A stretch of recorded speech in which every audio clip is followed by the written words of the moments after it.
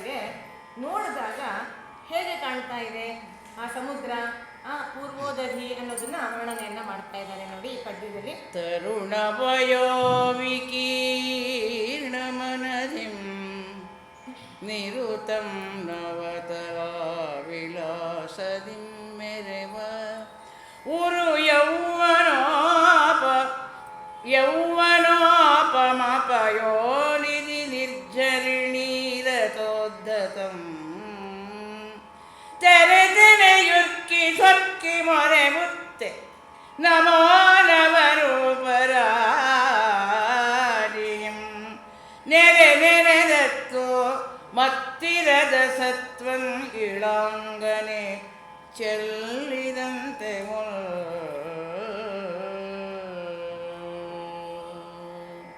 ಆ ಸಮುದ್ರದ ವರ್ಣನೆಯನ್ನ ಈ ಪದ್ಯದಲ್ಲಿ ಮಾಡ್ತಾ ಇದ್ದಾರೆ. ಇದು ಚಂಪಕಮಾಲ ವೃತ್ತದಲ್ಲಿ ಇದೆ. ಇದು ಹೇಗಿತ್ತಂತೆ ಸಮುದ್ರ? ಒಬ್ಬ ಹರೆಯ ಬಂದಂತಹ ತರುಣನ ಹಾಗೆ ಇತ್ತಂತೆ. ತರುಣನಂತೆ ವಿಕೀರ್ಣ ಮನದಿ, ಚಂಚಲವಾಗಿರುತ್ತೆ ಮನಸ್ಸು. ಒಂದು ಕಡೆ ತರುಣರಿಗೆ ಸಾಧಾರಣವಾಗಿ ಯುವಕರಿಗೆ ಮನಸ್ಸು ಒಂದೇ ಕಡೆ ನಿಲ್ಲಲ್ಲ, ಅಲ್ಲಲ್ಲಿ ಹರಿದಾಡ್ತಾ ಇರುತ್ತೆ. ಹಾಗೆ ವಿಕೀರ್ಣವಾಗಿತ್ತಂತೆ. ಅದು ನವತಾ ವಿಲಾಸದಿ, ಯಾವಾಗಲೂ ನವನವ ವಿಲಾಸಗಳನ್ನು, ಬೇರೆ ಬೇರೆ ರೀತಿಯಾದಂತಹ ವಿಲಾಸಗಳನ್ನು, ಆನಂದವನ್ನು, ಆಮೋದ ಪ್ರಮೋದಗಳನ್ನು ಅನುಭವಿಸ್ತಾ ಉರು ಯೌವನ, ಶ್ರೇಷ್ಠವಾದಂತಹ ಯೌವನದಿಂದ ಕೂಡಿರುವಾಗ ಹಾಗೆ ಆ ಪಯೋನಿಧಿ ಕಾಣ್ತಿತ್ತು. ಜೊತೆಗೆ ಅದಕ್ಕೆ ಯೌವನ, ಅದರ ಜೊತೆಗೆ ನಿರ್ಜರಣಿ ರಥೋದ್ಧತಂ, ನಿರ್ಜರಣಿಯಿಂದ ನದಿಗಳೆಲ್ಲ ಸಮುದ್ರದ ಹೆಂಡತಿಯರು, ವಧುಗಳು ಅಂತ ಹೇಳಿ ನಮ್ಮ ಕಲ್ಪನೆ. ಅದು ನಿಜವೂ ಹೌದು. ಯಾಕೆಂದರೆ ಎಲ್ಲೆಲ್ಲ ನದಿಗಳು ಕೂಡ ಅವೆಲ್ಲವೂ ಸಮುದ್ರವನ್ನೇ ಹೋಗಿ ಸೇರೋದು. ಇಲ್ಲ ಪೂರ್ವ ಸಮುದ್ರ, ಇಲ್ಲ ಪಶ್ಚಿಮದ ಅರಬ್ಬಿ ಸಮುದ್ರ. ಇಲ್ಲಿ ಹುಟ್ಟೋವು ಅಲ್ಲಿ ಸೇರುತ್ತವೆ, ಅಲ್ಲಿ ಹುಟ್ಟೋವು ಇಲ್ಲಿ ಸೇರುತ್ತವೆ. ಒಟ್ಟಿನಲ್ಲಿ ಸಮುದ್ರವನ್ನೇ ಹೋಗಿ ಸೇರೋದು. ಹಾಗಾಗಿ ಅವನಿಗೆ ವಾಹಿನಿಪತಿ ಅನ್ನೋ ಹೆಸರು ಕೂಡ ಉಂಟು, ನದಿ ಸರಿತ್ಪತಿ ಅನ್ನೋ ಹೆಸರು ಕೂಡ ಉಂಟು. ಅಂತಹ ಸಮುದ್ರಕ್ಕೆ ಒಬ್ಬಳಲ್ಲ ಇಬ್ಬಳಲ್ಲ ಎಷ್ಟು ನದಿಗಳು ಅಲ್ಲಿ ಸಂಗಮ ಆಗತ್ವೆ ಅಂತಂದರೆ, ಹೀಗೆ ಶ್ರೇಷ್ಠವಾದಂತಹ ಯೌವನ, ಹೊಸ ರೀತಿಯಾದಂತಹ ಆಮೋದ ಪ್ರಮೋದಗಳಿಗೆ ಎಡೆಕೊಡಬಲ್ಲಂತಹ ಮನಸ್ಸು, ಚಾಂಚಲ್ಯ, ಇದರಿಂದ ಜೊತೆಗೆ ಇಷ್ಟೊಂದು ನದಿಗಳ ಸಾಂಗತ್ಯ, ಇದರಿಂದ ಉದ್ಧತನಾಗಿದ್ದಾನಂತೆ. ಉದ್ಧತನಾಗಿರೋದ್ರಿಂದನೇ ತೆರೆಗಳು ಉಕ್ಕಿ ಸೊಕ್ಕಿ ಬೇರೆ ಬೇರೆ ರೀತಿಯಾದಂಥ ರೂಪಗಳಲ್ಲಿ ಅದು ಕಾಣಿಸ್ತಾ ಇರುವಾಗ ನೋಡಿದ್ರೆ ಹೇಗೆ ಅನ್ನಿಸ್ತಾ ಇತ್ತಂತೆ. ಮತ್ತಿರದ ಸ್ವತ್ತು ಅಂದರೆ ಐಶ್ವರ್ಯ, ಸಂಪತ್ತು. ಅದನ್ನು ಇಳಾಂಗನೆ, ಈ ಭೂಮಿ ಅನ್ನುವಂತಹ ಈ ಹೆಣ್ಣು ಎಲ್ಲ ಕಡೆ ಚೆಲ್ಕೊಂಡಿದ್ದಾಳೇನೋ ಅನ್ನುವ ರೀತಿಯಲ್ಲಿ ಆ ಸಮುದ್ರದ ದರ್ಶನ ಮೇಲಿನಿಂದ ನೋಡಿದಾಗ ಕಾಣ್ತಾ ಇತ್ತು ಅಂತ ಹೇಳಿ ಸಮುದ್ರದ ವರ್ಣನೆ, ವಿಸ್ತಾರವಾದ ಆ ಸಮುದ್ರದ ವರ್ಣನೆ. ಮೇಲಿನಿಂದ ಕಾಣುವಾಗ ತೀರದ ಸೊಗಸು, ಬೇರೆ ಎಲ್ಲವನ್ನೂ ಮನಸ್ಸಿನಲ್ಲಿ ಇಟ್ಕೊಂಡು ಈ ಸಮುದ್ರದ ವರ್ಣನೆಯನ್ನು ಮಾಡ್ತಾ ಇದ್ದಾರೆ. ಅವನು ಹೆಚ್ಕೊಂಡಿದ್ದಾನೆ ಅಂತ ಅಂದರೆ ಉಕ್ಕತಾನಲ್ವ, ಮೇಲೆ ಬರ್ತಾನಲ್ಲ, ಇದೆಲ್ಲ ಕಾರಣದಿಂದ ಅವನು ಉಪ್ಪಿದ್ದಾನೆ, ಸೊಕ್ಕಿದ್ದಾನೆ ಅಂತ ಹೇಳಿ ವರ್ಣನೆ ಮಾಡ್ತಾ ಇದ್ದಾರೆ. ಮುಂದೆ ನೋಡಿ ಅದೇ ಸಮುದ್ರದ ವರ್ಣನೆಯನ್ನು ಮುಂದುವರಿಸ್ತಾ ಇದ್ದಾರೆ. ನಿರೂಪಮ ರತ್ನರಾಶಿ ಒಡೆಯಂಗಳ ನಿರೂಪಮಾನ ರತ್ನರಾಶಿಗೆ ಒಡೆಯಂಗಡಂ ಎಂಬ ಉರು ಗರ್ವ ದುಬ್ಬಿರಿಂ ನಿರವಧಿ ಕಾಲಂ ಆನಿಧಿಯ ಕಾಯ್ವ ಭುಜಂಗ ಪತಾಕಿನಿ ಫಡಾಧರಣೀದೆಂಬಿಲೂರ್ಮಿವಲನೊತ್ಕರದಿಂ ಸಿರಿ ಉಳ್ಳರ್ಗಂ ನಿರಂತರಂ ಇದು ತಪ್ಪದೈ ತಳಮಳಂ ದಿಟಂ ಎಂಬವಲ್ ಅಬ್ದಿ ಗೂರ್ಣಿಪಂ. ಬಹಳ ಸುಂದರವಾದಂಥ ಪದ್ಯ. ಅಠಾಣ ರಾಗದಲ್ಲಿ ಯೌವನದ ಸೊಕ್ಕಿನಿಂದ ಉರುಕಿ ಗೂರ್ಣಿಸ್ತಾ ಇರುವಂತಹ ಆ ಶರಧಿಯನ್ನು ವರ್ಣನೆಯ ಪದ್ಯವನ್ನು ಅವರು ಹಾಡಿದ್ದಾರೆ. ಇಲ್ಲಿ ಕವಿಗಳು ಬೇರೆ ಬೇರೆ ರೀತಿಯಾದಂತಹ ಸಾಭಿಪ್ರಾಯ ವಿಶೇಷಣ ಅಂತ ಇದನ್ನು ಕರೀತಾರೆ.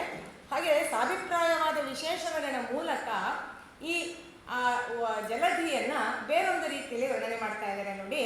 ಅವನು ಯಾಕೆ ಅಷ್ಟೆಲ್ಲ ಗರ್ವದಿಂದ ಉಬ್ಬುತ್ತಾ ಇದ್ದಾನೆ, ಹಾಗೆ ಕಾಣ್ತಾ ಇದೆ ನಮಗೆ ಅಂತಂದರೆ, ಅವನು ರತ್ನಾಕರ ಅಂತ ಅವನು ಮತ್ತೊಂದು ಹೆಸರುಂಟು ಸಮುದ್ರಕ್ಕೆ. ಅನೇಕ ಬಗೆಯ ರತ್ನಗಳಿಗೆ ಅವನು ಆಕಾರ ಆಗಿದ್ದಾನೆ. ರತ್ನ ಅಂದರೆ ನಾವು ಅಂದ್ಕೊಳ್ಳೋ ಥರ ಮುತ್ತು ರತ್ನ ಪಚ್ಚೆ ಹಾಗೆ ಅಂದ್ಕೊಳ್ಬೇಕು ಅಂತೇನಿಲ್ಲ.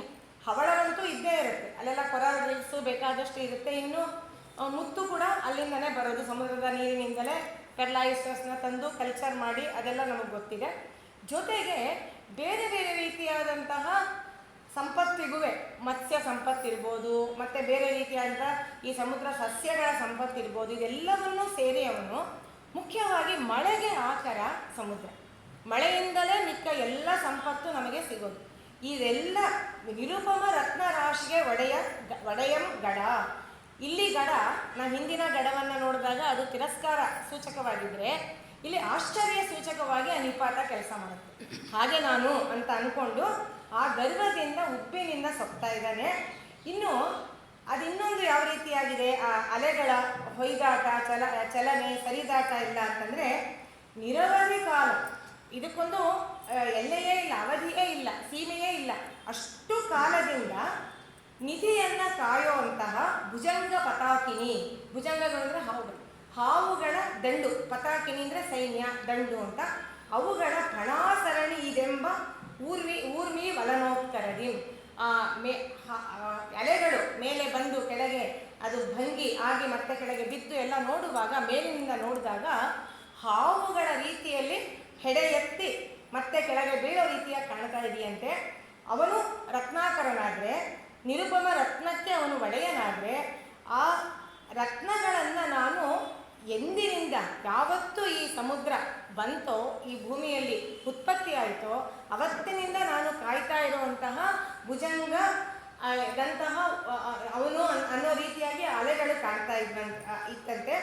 ಇನ್ನು ಅವನು ಘೂರ್ಣಿಸ್ತಾ ಇದ್ದ ಘೋಷ, ಅದು ಯಾತಕ್ಕೆ ಘೋಷ ಮಾಡ್ತಾ ಇದ್ದ, ಹೀಗೆಲ್ಲ ಚಂಚಲನಾಗಿದ್ದ, ಹೀಗೆ ಹೇಳೋದು ಬೀಳೋದು ಎಲ್ಲ ಮಾಡ್ತಾ ಇದ್ದ, ಉಕ್ಕದು ಮತ್ತು ಕಡಿಮೆ ಆಗೋದು ಇದೆಲ್ಲ ಮಾಡ್ತಾ ಇದ್ದ. ಯಾಕೆ ಅಂತಂದರೆ ಕೊನೆಯದು ಬಹಳ ಸುಂದರವಾದಂಥ ಮಾತಿದು, ಸಿರಿ ಉಳ್ಳರ್ಗಂ. ಯಾರಿಗೆ ಅತ್ಯಧಿಕವಾದ ಸಂಪತ್ತಿರುತ್ತೋ ಅಂಥವ್ರಿಗೆ ತಳಮಳ ಅನ್ನೋದು ತಪ್ಪೋದಿಲ್ಲ. ಅದನ್ನು ಹೇಗೆ ಕಾಪಾಡ್ಕೊಳ್ಳೋದು, ನಾಯಿ ಸಾಕದ, ಇಲ್ಲ ಅಂದರೆ ಇದನ್ನು ಎಂಥದ್ದು ಈಗೆಲ್ಲ ಇಡ್ತಾರಲ್ಲ CCTV ಇರೋದ, ಇದೆಲ್ಲ ಇದು ಯೋಚನೆ ಇಲ್ಲ. ಗೋದ್ರೇಜ್ದು ಲಾಕರ್ ತಂದು ಮನೇಲಿ ಇಟ್ಕೊಳ್ಳೋದ, ಹಾಸ್ಟೆಲ್ ಕೆಳಗಡೆ ಹಾಕ್ಕೊಂಡು ಮಲ್ಕೊಳ್ಳೋದ, ಏನೇನು ಮಾಡಬೇಕು ಅಂತ ಗೊತ್ತಿಲ್ಲ. ತಳಮಳ ಮಾತ್ರ ತಪ್ಪೋದಿಲ್ಲ. ದುಡ್ಡಿದೆ ಅಂದ ಮಾತ್ರಕ್ಕೆ ನೆಮ್ಮದಿ ಅನ್ನೋದು ಇರೋದಿಲ್ಲ. ಹಾಗೆ ರತ್ನಾಕರನಾದಂತಹ, ನಿರುಪಮ ಸಂಪತ್ತಿಗೆ ಒಡೆಯನಾದಂತಹ, ಅದನ್ನು ಕಾಯೋದಿಕ್ಕೆ ಅಲೆಗಳು ಅನ್ನುವಂತಹ ಹಾವಿನ ರೀತಿಯಲ್ಲಿ ಅಂತ ದಂಡಿದ್ದೂ ಕೂಡ ಅವನಿಗೆ ತಳಮಳ ತಪ್ಪಿಲ್ಲವೋ ಅನ್ನುವ ರೀತಿಯಲ್ಲಿ ಅವನು ಘೂರ್ಣಿಸ್ತಾ ಇದ್ದ ಅನ್ನೋ ರೀತಿಯಾಗಿ ವರ್ಣನೆ ಮಾಡ್ತಾ ಇದ್ದಾರೆ. ಇದೆಲ್ಲ ಸಾಭಿಪ್ರಾಯ ವಿಶೇಷಣ ಅಂದರೆ ಪರಿಕರ ಅಲಂಕಾರ ಅಂತ ಕರೀತಾರೆ, ಟೆಕ್ನಿಕಲ್ ಆಗಿ ಇರ್ಬೋದು ಅಂತ ಅಂದ್ಕೊಂಡಿದ್ದೀನಿ. ಒಟ್ಟಿನಲ್ಲಿ ಒಂದೊಂದು ವಿಶೇಷಣವೂ ಕೂಡ ಸಾಭಿಪ್ರಾಯವಾಗಿ ಅದನ್ನು ಬಳಸಿದ್ದಾರೆ. ಬಹಳ ಸುಂದರವಾದಂಥ ಪದ್ಯ. ಹೀಗೆ ಇನ್ನೊಂದು ಪದ್ಯದಲ್ಲಿ ಕೂಡ ಸಮುದ್ರವನ್ನು ವರ್ಣನೆ ಮಾಡ್ತಾ ಹೋಗ್ತಾರೆ. ಮೊದಲೊಳ್ ಶುಂಡವಿರುಂಬಿತ ಇಭನಿಕರಂದೋರ್ದಂತೆ ಬಾಂದಳಕ್ಕೆ ಒದವಿಪ್ಪಾಗಳ್ ಅಗೋದಮಪ್ಪ ಮಕರಸ್ತೋಮಂ ನೆಗಳ್ದಂತೆ ಅದರಿಂದ ಎತ್ತರದಿಂದರಾವನಿ ವನಿತೆಯೊಂದುಟ್ಟಿದ್ದ ನೀಲಾಂಬರಂ ಪದುಳಂಗೊಂಡು ಪಳಂಚುವಂತೆ ಎಸೆಯುತುಂ ವಾರಾಶಿ ಕಂಗೊಂಡಿತೈ. ಸಮುದ್ರ ಹೇಗೆ ಕಾಣ್ತು ಅನ್ನೋದು ಬಗೆಬಗೆಯಾಗಿ ವರ್ಣನೆಯನ್ನು ಮಾಡ್ತಾ ಇದ್ದಾರೆ. ಒಂದು ಅವಕಾಶ ವರ್ಣನೆಯನ್ನು ತಗೋದಕ್ಕೆ, ಯಾಕೆಂದರೆ ಇದು ನೇರವಾಗಿ ಕಥೆಯನ್ನು ಹೇಳ್ಕೊಂಡು ಹೋಗ್ಬಿಡ್ಬೋದು. ಕಥನ ಕಾವ್ಯ ಇದು. ನಾವು ಹಿಂದೆ ಇಲ್ಲಿ ವಾಲಿ ಕಾವ್ಯವನ್ನು ಮಾಡಿದಾಗ ನೀವು ಗಮನಿಸಿರ್ಬೋದು, ಅಲ್ಲಿ ಹುಡುಕಿದ್ರೂ ಕೂಡ 1-2 ವರ್ಣನೆಗಳು ಸಿಗ್ತಾ ಇಲ್ಲ, ಬಹಳ ಕಡಿಮೆ. ನೇರವಾಗಿ ಉದ್ದಕ್ಕೆ ಕಥೆಯನ್ನು ಹೇಳ್ಕೊಂಡು ಹೋಗಿದ್ದಾಗಿತ್ತು ಆ ಕವಿಗಳು. ಕವಿಗಳ ಮನೋಧರ್ಮ ಹೇಗಿರುತ್ತೆ ಅನ್ನೋದ್ರ ಮೇಲೆ ಕಾವ್ಯದ ರಚನೆ. ನೀಲಕಂಠರ ಮನೋಧರ್ಮ ವರ್ಣನೆಗೆ ಒಲಿದಿರುವಂಥದ್ದು. ಅವರಿಗೆ ಅವಕಾಶವನ್ನು ಬಳಸಿಕೊಂಡು ಈ ಸಮುದ್ರವನ್ನು ಬಗೆಬಗೆಯಾಗಿ ವರ್ಣನೆಯನ್ನು ಮಾಡ್ತಾ ಇದ್ದಾರೆ ನೋಡಿ. ಮೊದಲು ಅಂದರೆ ಈ ಗರುಡ ಹಾರುವಾಗ ಅಲ್ಲಿಂದ ಆ ಮರಳ ದಂಡೆಯಿಂದ ಎಲ್ಲ ಹಾವುಗಳನ್ನು ಕೂರಿಸ್ಕೊಂಡು ಇನ್ನೇನು ಹಾರಬೇಕು ಅಂತಂದಾಗ ಸ್ವಲ್ಪ ಹಾರಿದ್ದಾರೆ.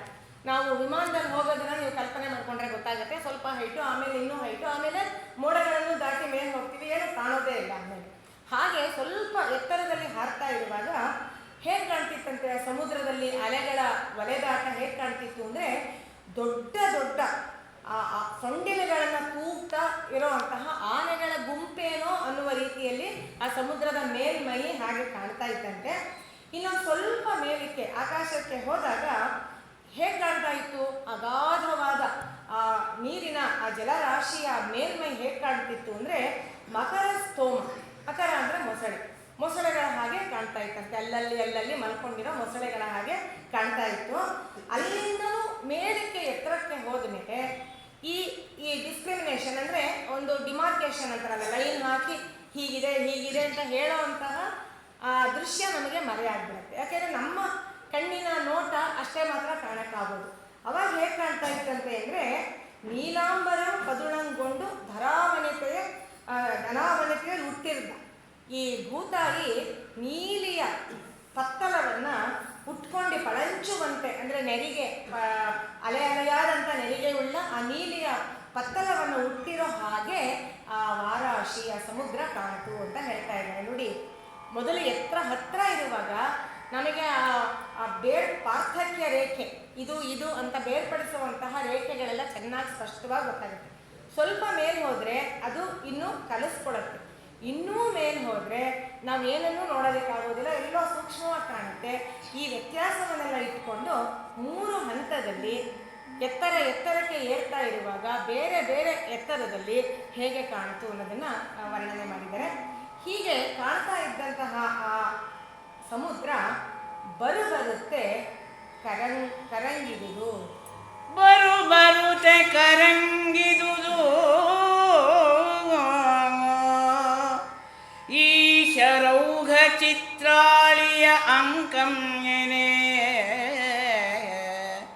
ನೀಹಾರ ಸ್ಫುರದುರು ನೇಪಥ್ಯಂ ಮೈಗೆ ಎರಗಿದುದು ಆಗದದ ನಡುವೆ ನೀಗಾರತ್ಪುರದುರು ನೇಪಥ್ಯಂ ವಿಭ್ರಮಂ ಎನಿಸ ಆಗತದ ನಡುವೆ ಎರಗಿದುದು. ಬರುತ್ತೆ ಮೇಲಕ್ಕೆ ಹೋಗ್ತಾ ಈ ಶರೌಘ ಚಿತ್ರಾಳಿ ಅಂಕಂ ಕರಂಗಿದುದು ಎನೆ. ಶರೌಘ, ಶರ ಅಂದರೆ ನೀರು ಅಂತಲೂ ಒಂದು ಅರ್ಥ ಇದೆ. ನೀರಿನ ಔಘ ರಾಶಿ ಅಂದರೆ ಸಮುದ್ರ. ಆ ಸಮುದ್ರದ ಮೇಲೆ ಕಾಣ್ತಾ ಇದ್ದಂತಹ ಈ ರೀತಿಯಾದಂಥ ಚಿತ್ರದ ಅಂಕ, ಅದೊಂದು ಇದ್ದ ಹಾಗೆ ನೇಪಥ್ಯ ಅಥವಾ ಒಂದು ಭಿತ್ತಿ ಇದ್ದಾಗೆ ಅಥವಾ ಒಂದು ವೇದಿಕೆ ಇದ್ದ ಹಾಗೆ. ಆ ಭಿತ್ತಿ ಅಂತ ಅನ್ಕೋಣ, ಭಿತ್ತಿ ಮೇಲೆ ಬೇರೆ ಬೇರೆ ರೀತಿಯಾದಂಥ ಚಿತ್ರಗಳನ್ನು ಬಿಡಿಸಿದ್ದು. ಆಮೇಲೆ ಮೇಲೆ ಹೋಗ್ತಾ ಅದೆಲ್ಲ ನಮ್ಗೆ ಗೊತ್ತಾಗಲ್ಲ, ಎಲ್ಲ ಕಳಿಸ್ಕೊಂಡು ಹೋಗುತ್ತೆ, ಮುಗಿದೋಯ್ತು ಇದು ಅನ್ನೋ ರೀತಿಯಲ್ಲಿ. ಈಗೇನಾಗುತ್ತೆ, ಎದುರುಗಡೆ ಮಂಜಿನ ಒಂದು ದೊಡ್ಡದಾದಂಥ ತೆರೆ, ನೇಪಥ್ಯ, ಅದು ಹಿನ್ನೆಲೆ ತೆರೆ ಕಣ್ಣಿಗೆ ಕಾಣಿಸ್ತು. ಇದು ಒಂದು ರೀತಿಯಾದಂಥ ವಿಭ್ರಮವನ್ನು ಉಂಟು ಮಾಡುತ್ತೆ. ಅಂದರೆ ತುಂಬ ಮೇಲೆ ಹೋದಾಗ ಭಾಳ ತುಂಬ ಕೂಲಾಗಿರುತ್ತೆ ಅಂತ ಹೇಳ್ತಾರಲ್ವ, ಹಾಗೆ ಮಂಜಿನ ರಾಶಿ ಕಂಡಿರ್ಬೋದು, ಅದನ್ನು ಹೇಳ್ತಾ ಇದ್ದಾರೆ. ಹೀಗೆ ಕಂಡಾಗ ಅದು ಈ ಗರುಡ ಗತಿಯನ್ನು ಸ್ವಲ್ಪ ಕೂಡ ಘಾತಿಸ್ಲಿಲ್ವಂತೆ, ಅದರ ಮೋಹಕ್ಕೆ ಗರುಡ ಒಳಗಾಗಲಿಲ್ಲ ಅಂತ ಬರೀತಾ ಇದ್ದಾರೆ. ನೀಹಾರ ಮನೋಮೋಹಕತೆ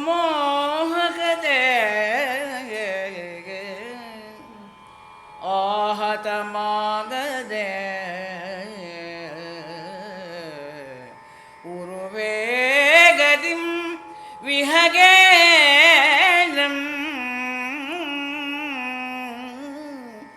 ನೀಗಾರ ಮನೋಮೋಹಕತ ಹತಮಾಗದೆ ಉರುವೇಗದಿಂ ಈಹಿತ ಕರ್ಮರತಂ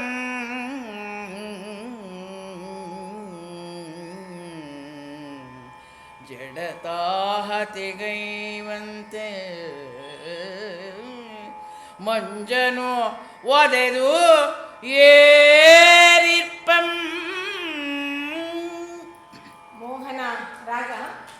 ಅದು ಮೋಹಕ ನೀಹಾರ ಮನೋಮೋಹಕತೆ ಆಹತಮಾಗದೆ, ಅಂದರೆ ಅದಷ್ಟು ಮೋಹಕವಾಗಿದ್ದರೂ ಕೂಡ ಇಷ್ಟು ಸಮುದ್ರವನ್ನೆಲ್ಲ ಮೇಲೆ ಮೇಲೆ ಮೇಲೆ ಹಾರಿದಾಗ ಮಂಜಿನ ಅಲ್ಲಿದ್ದಂತಹ ಮಂಜಿನ ತೆರೆ ನೇಪಥ್ಯ ಬಹಳ ಮನಸ್ಸನ್ನು ಸೆಳೆಯೋ ಹಾಗಿದ್ರೂ ಆ ಗರುಡ ಅದರ ಮೋಹಕತೆಗೆ ಅವನು ಮರಳಾಗಲಿಲ್ಲವಂತೆ. ಅದು ಇವನ ಗತಿಯನ್ನು ಸ್ವಲ್ಪ ಕೂಡ ತಡೆಯಲಿಲ್ವಂತೆ. ಅವನೇನು ಮಾಡ್ತಾನೆ, ತನ್ನ ವೇಗವನ್ನು ತಗ್ಗಿಸಲೇ ಇಲ್ಲ. ತುಂಬ ತಣ್ಣಗಾಯಿತು, ಮಂಜು ಎದುರಿಗೆ ಬಂತು. ಈಗ ವಿಮಾನ ಹಾರುವಾಗ ಫಾಗ್ ಅಂತ ಬಂದರೆ ನಮಗೆ ವಿಮಾನದ ಹಾರಾಟಕ್ಕೆ ಸ್ವಲ್ಪ ಅಡ್ಡಿಯಾಗುತ್ತೆ. ಕೆಲವೊಮ್ಮೆ ಅದನ್ನು ಲ್ಯಾಂಡೇ ಮಾಡಿಬಿಡ್ತಾರೆ, ಮುಂದಕ್ಕೆ ಹೋಗೋದೇ ಇಲ್ಲ, ಎಲ್ಲಿ ಹತ್ತಿರ ಒಂದು ಏರ್ಪೋರ್ಟ್ ಸಿಗುತ್ತೋ ಸೇಫಾಗಿ ಅಲ್ಲಿ ಲ್ಯಾಂಡ್ ಮಾಡೋದು, ಇದೆಲ್ಲ ನಾವು ನೋಡಿದ್ದೀವಿ. ಅದನ್ನು ಮನಸ್ಸಲ್ಲಿ ಇಟ್ಕೊಂಡು ಈ ಪದ್ಯವನ್ನು ಬಹುಶಃ ಬರೆದಿರಬೇಕು ಅಂತ ಅನ್ಕೋತೀನಿ. ಯಾಕೆ ನೋಡಿ, ಅದನ್ನೇ ಹೇಳ್ತಿರೋದು, ಮೇಲೆ ಹೋಗ್ತಾ ಇದ್ದಾನೆ, ಮಂಜಿನ ನೇಪಥ್ಯ ಬಂದಿದೆ, ಮಂಜಿನ ಒಂದು ತೆರೆ ರೀತಿಯಲ್ಲಿ ಎದುರು ಕಾಣ್ತಾ ಇದೆ.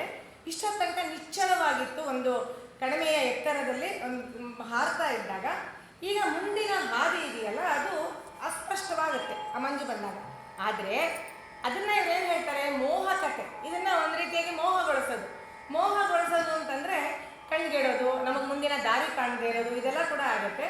ಅದು ಇವನಿಗೆ ಸ್ವಲ್ಪ ಕೂಡ ತಡೀಲಿಲ್ಲ, ಅವನಿಗೆ ಯಾವ ತೊಂದರೆಯನ್ನು ಉಂಟು ಮಾಡಲಿಲ್ಲ. ಅವನೇನು ಮಾಡ್ತಾನೆ, ಇನ್ನೂ ಹೆಚ್ಚಿನ ವೇಗದಿಂದ ತನ್ನ ಈಹಿತ ಕರ್ಮರತಂ, ಈಹಿತ ಅಂದರೆ ತಾನು ಇಚ್ಛಿಸಿದ, ಈಗ ಯಾವ ಕೆಲಸಕ್ಕೆ ಅವನು ಬಂದಿದ್ದಾನೋ, ಯಾವ ಕೆಲಸ ಅಂತ ಮುಂದೆ ಗೊತ್ತಾಗುತ್ತೆ. ಸದ್ಯಕ್ಕೆ ನಾವು ಅಂದ್ಕೊಂಡಿರೋದು ಹಾವುಗಳನ್ನು ಪ್ರವಾಸಕ್ಕೆ ಕರ್ಕೊಂಡು ಬಂದಿದ್ದಾನೆ ಅಂತ, ಅಲ್ಲಿಗೆ ಮಲೆಯ ದ್ವೀಪದ ಕಡೆಗೆ ಅವ್ನು ಕರ್ಕೊಂಡು ಹೋಗ್ಬೇಕು, ಅದು ಅವನ ಲಕ್ಷ್ಯ.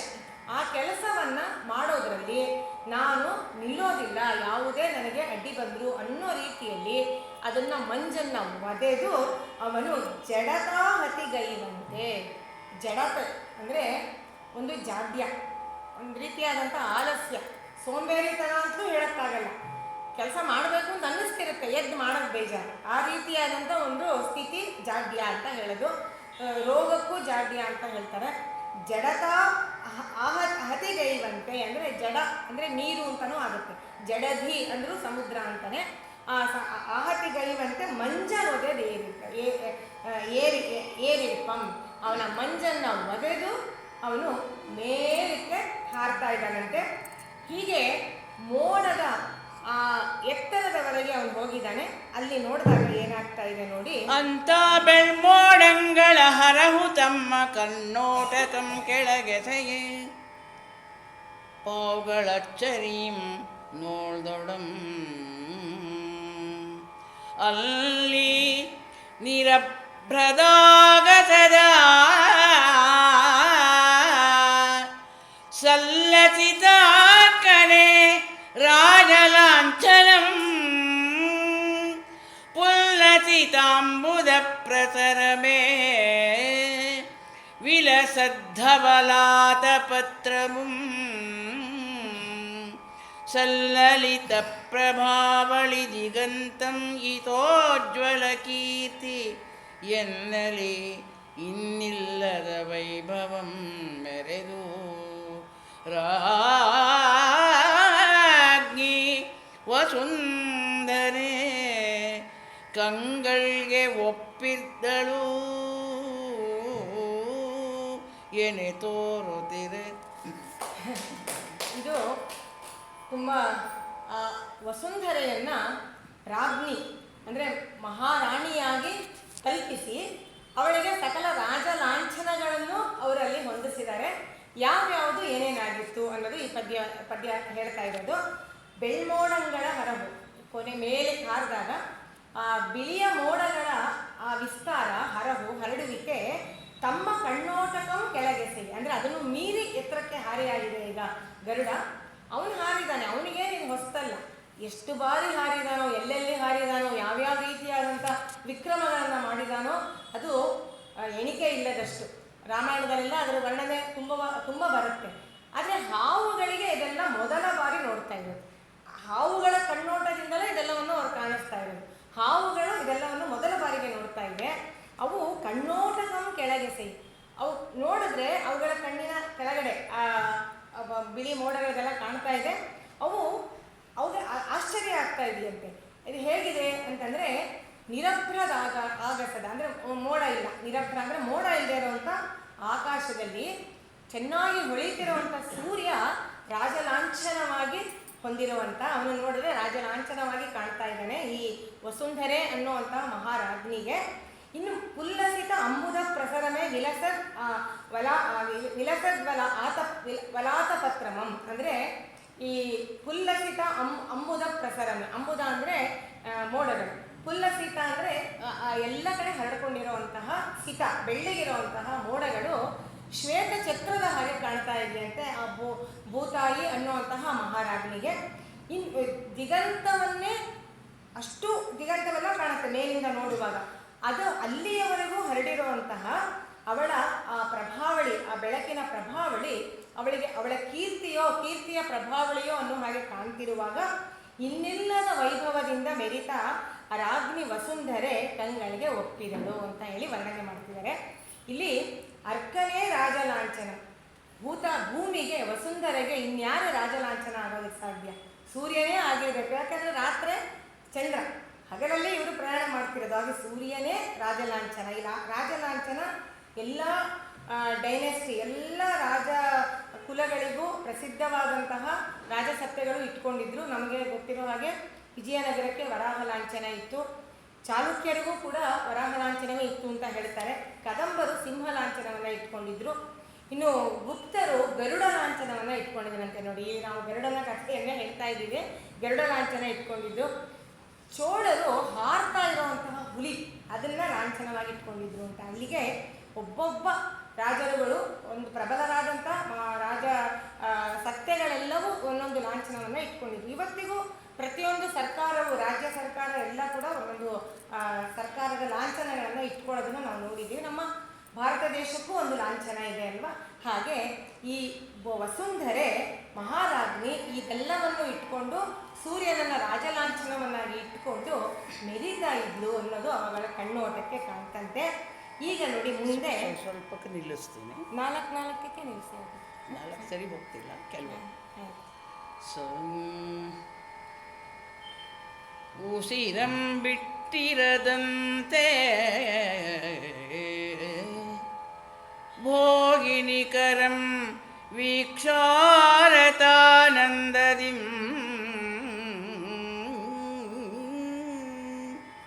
ವಸುಧಾ ಭೂಮ ವಿಲಾಸಮಂ ಸವಿದಿರಲ್ ಮೈಯೊಳ್ ಲಘುತ್ವಂದಳರ್ಜದಂ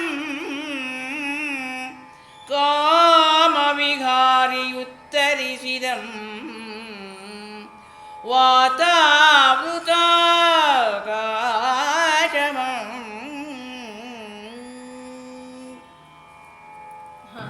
ಇದು 3 ಸಾಲಿಗೆ ನಿಲ್ಲಿಸಿದ್ರು.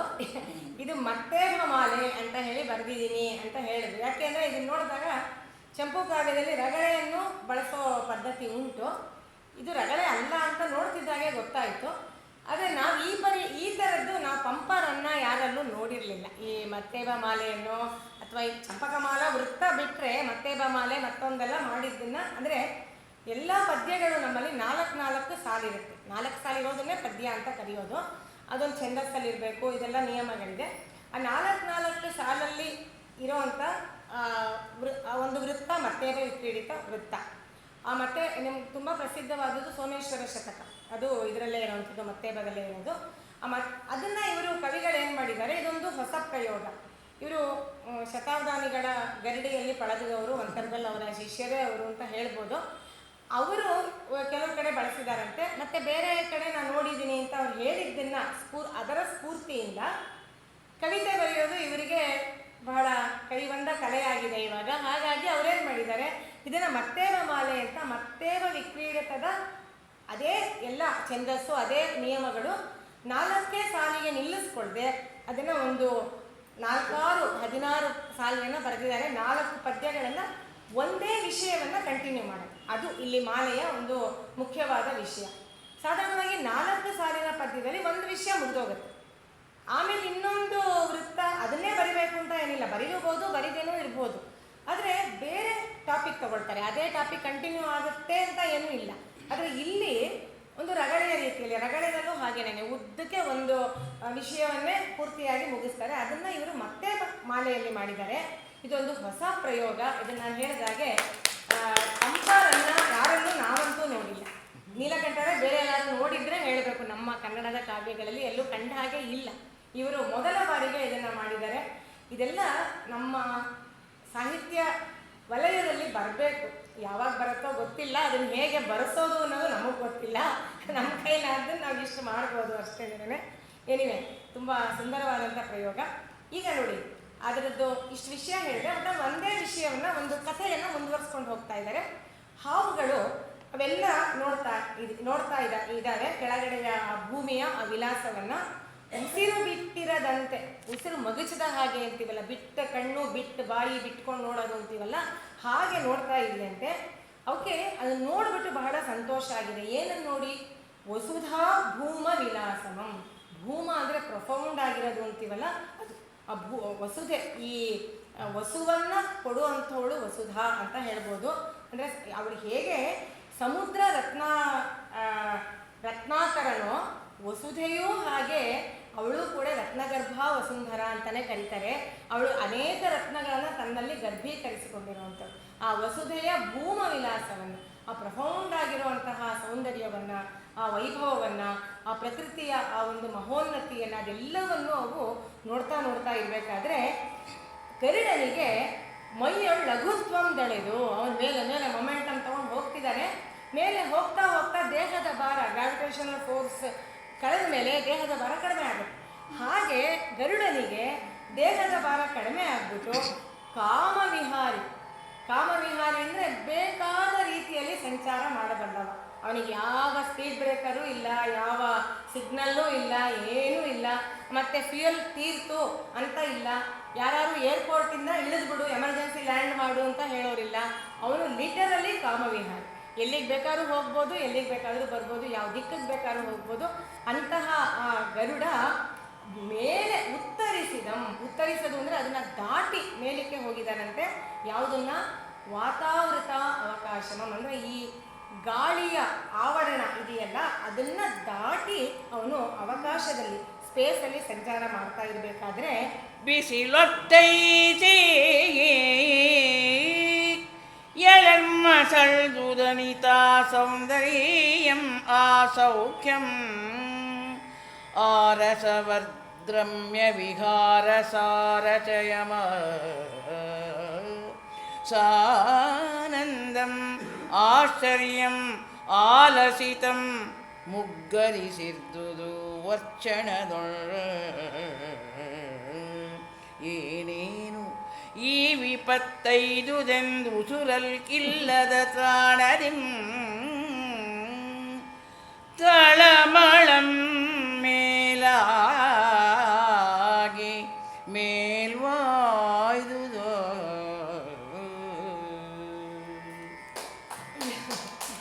ಈ ಮೇಲೆ ಇವಾಗ ನಾನು ಹೇಳಿದ್ನಲ್ಲ, ಆ ಭೂಮಿಯ ಆಮ್ಲಜನಕ ಇರೋವಂತಹ ಆ ವಲಯವನ್ನು ದಾಟಿ ಮೇಲಕ್ಕೆ ಹೋದಾಗ ಅವಕ್ಕೆಲ್ಲ ಏನಾಗ್ತಾ ಇದೆ, ಇಷ್ಟೊತ್ತು ತನಕ ಕೆಳಗೆ ಬಕ್ಕೊಂಡು ನೋಡಿ ಸಂತೋಷ ಪಡ್ತಿದ್ವು. ಆಹಾ, ಎಷ್ಟು ಚೆನ್ನಾಗಿದೆಯಲ್ಲ, ಎಷ್ಟು ತಣ್ಣಕ್ಕಿದೆಯಲ್ಲ, ಏನು ಚೆನ್ನಾಗಿದೆ, ನಾವು ನೋಡೇ ಇರಲಿಲ್ಲ, ಎಂಥ ವಿಹಾರ ಇದು ಅಂತೆಲ್ಲ ಸಂತೋಷ ಪಡ್ತಿದ್ವು. ವೀಕ್ಷಾರತಾನಂದಮಂ ಅಂತ ಹೇಳಿದ್ರಲ್ಲ, ಅದೆಲ್ಲ ಮಾಡ್ತಾ ಇದ್ದ ಅವು.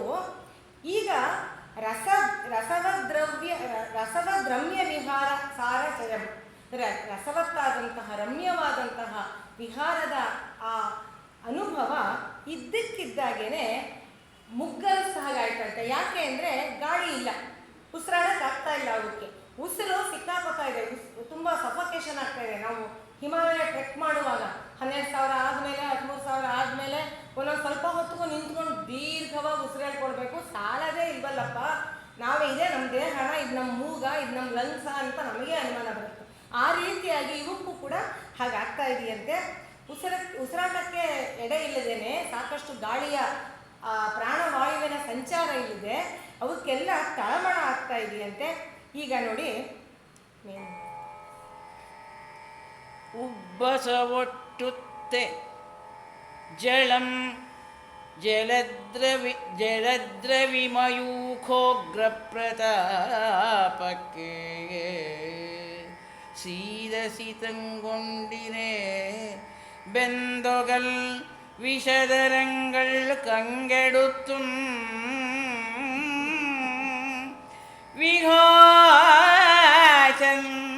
ವಿಹಾಯಸನ್ ಏನು ಈ ವಿಪರೀತಮಾಗಿಸಿದನೋ ಹಾ ಹಾ ಎಂದು ಗೋಳ್ವೈದು ಬಲ್ಬಿಸು ಸುಯಿಲೆತ್ತಿ ಪೊರಳ್ದು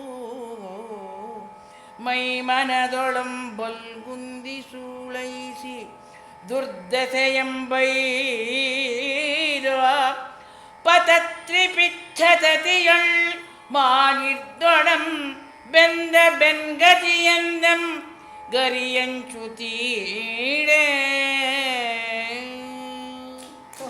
ತೋಡಿ ರಾಗದಲ್ಲಿ ಆ ಹಾವುಗಳ ದುರ್ಭರವಾದ ಸ್ಥಿತಿ, ಸಂತೋಷವಾಗಿ ಅವು ವಿಹಾರ ಮಾಡ್ತಿದ್ವು. ಈಗ ನೋಡಿ ಹೇಗೆ ದೋಸೆ ತಿರುವಾಗ್ದಾಗ ಅವುಗಳ ಸ್ಥಿತಿ ಇವಾಗ ಸುಟ್ಟೋಗಿದೆ. ಕಾವಲಿನಲ್ಲಿ ಒಂದು ಕಡೆ ಸುಟ್ಟು ಸೀದೋಗಿದೆ, ಅದನ್ನು ತಿರುಗಾಕಿದ್ರೆ ಮತ್ತು ಬಿಸಿನೇ, ಹಾಗೆ ಇವಕ್ಕೆ ಆಗಿದೆ ನೋಡಿ.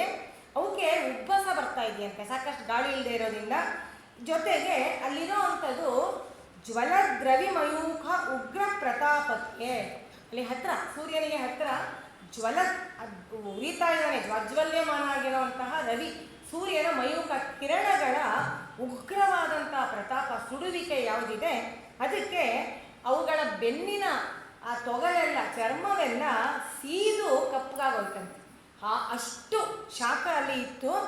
ಈಗ ಅವಕ್ಕೆ ಇವಾಗ ಕಂಗೆಡ್ತಾ ಇದೆ. ಏನಿದು ಇದ್ದಕ್ಕಿದ್ದಾಗ ಈ ಥರ ತಣ್ಣಕ್ಕಿತ್ತು, ಸುಖವಾಗಿತ್ತು, ತಣ್ಣಗೆ ಗಾಳಿ ಬೀಸ್ತಾ ಇತ್ತು, ಇದ್ದಕ್ಕಿದ್ದಾಗೆ ಹೀಗೆ ಎಲ್ಲ ಒಳ್ಳೆ ಸೀದು ಹೋಗಿದೆಯಲ್ಲ, ಬೆಂದು ಹೋಗಿದೆಯಲ್ಲ ನಮ್ಮ ಬೆನ್ನ ಮೇಲೆಲ್ಲ ಅಂತ ಹೇಳ್ಕೊಂಡು ಇದನ್ನು ಮಾಡ್ತಾ ಬೆಂದೊಗಲ್ ಹಸಿತಗೊಂಡಿದೆ ಕಪ್ಪಾಗಿರ್ಬೇಕಾದ್ರೆ ವಿಷಧರಂಗಳು ಕಂಗೆಡುತ್ತು. ಆ ವಿಷಧರಂಗಳಾದ ಆ ಹಾವುಗಳು ಕಂಗೆಟ್ಟುವಂತೆ.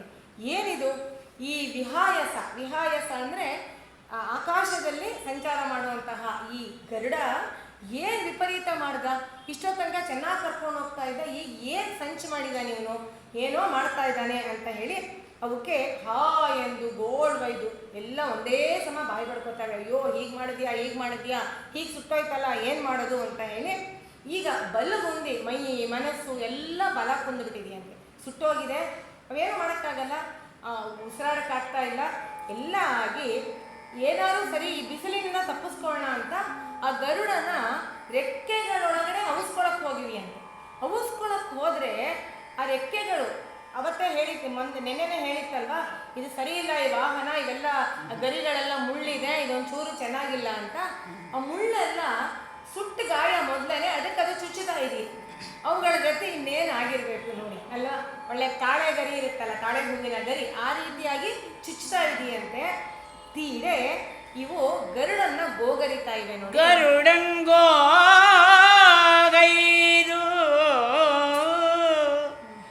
ಬಿಕ್ಕಿಪ್ಪು ಎಂಬಸುವಂ ಕಾವುದು ಪಕ್ಷಿರಾಜ ದಯೆದೋ ದಮ್ಮಯ್ಯ ಎಂದೆನ್ನಲೋ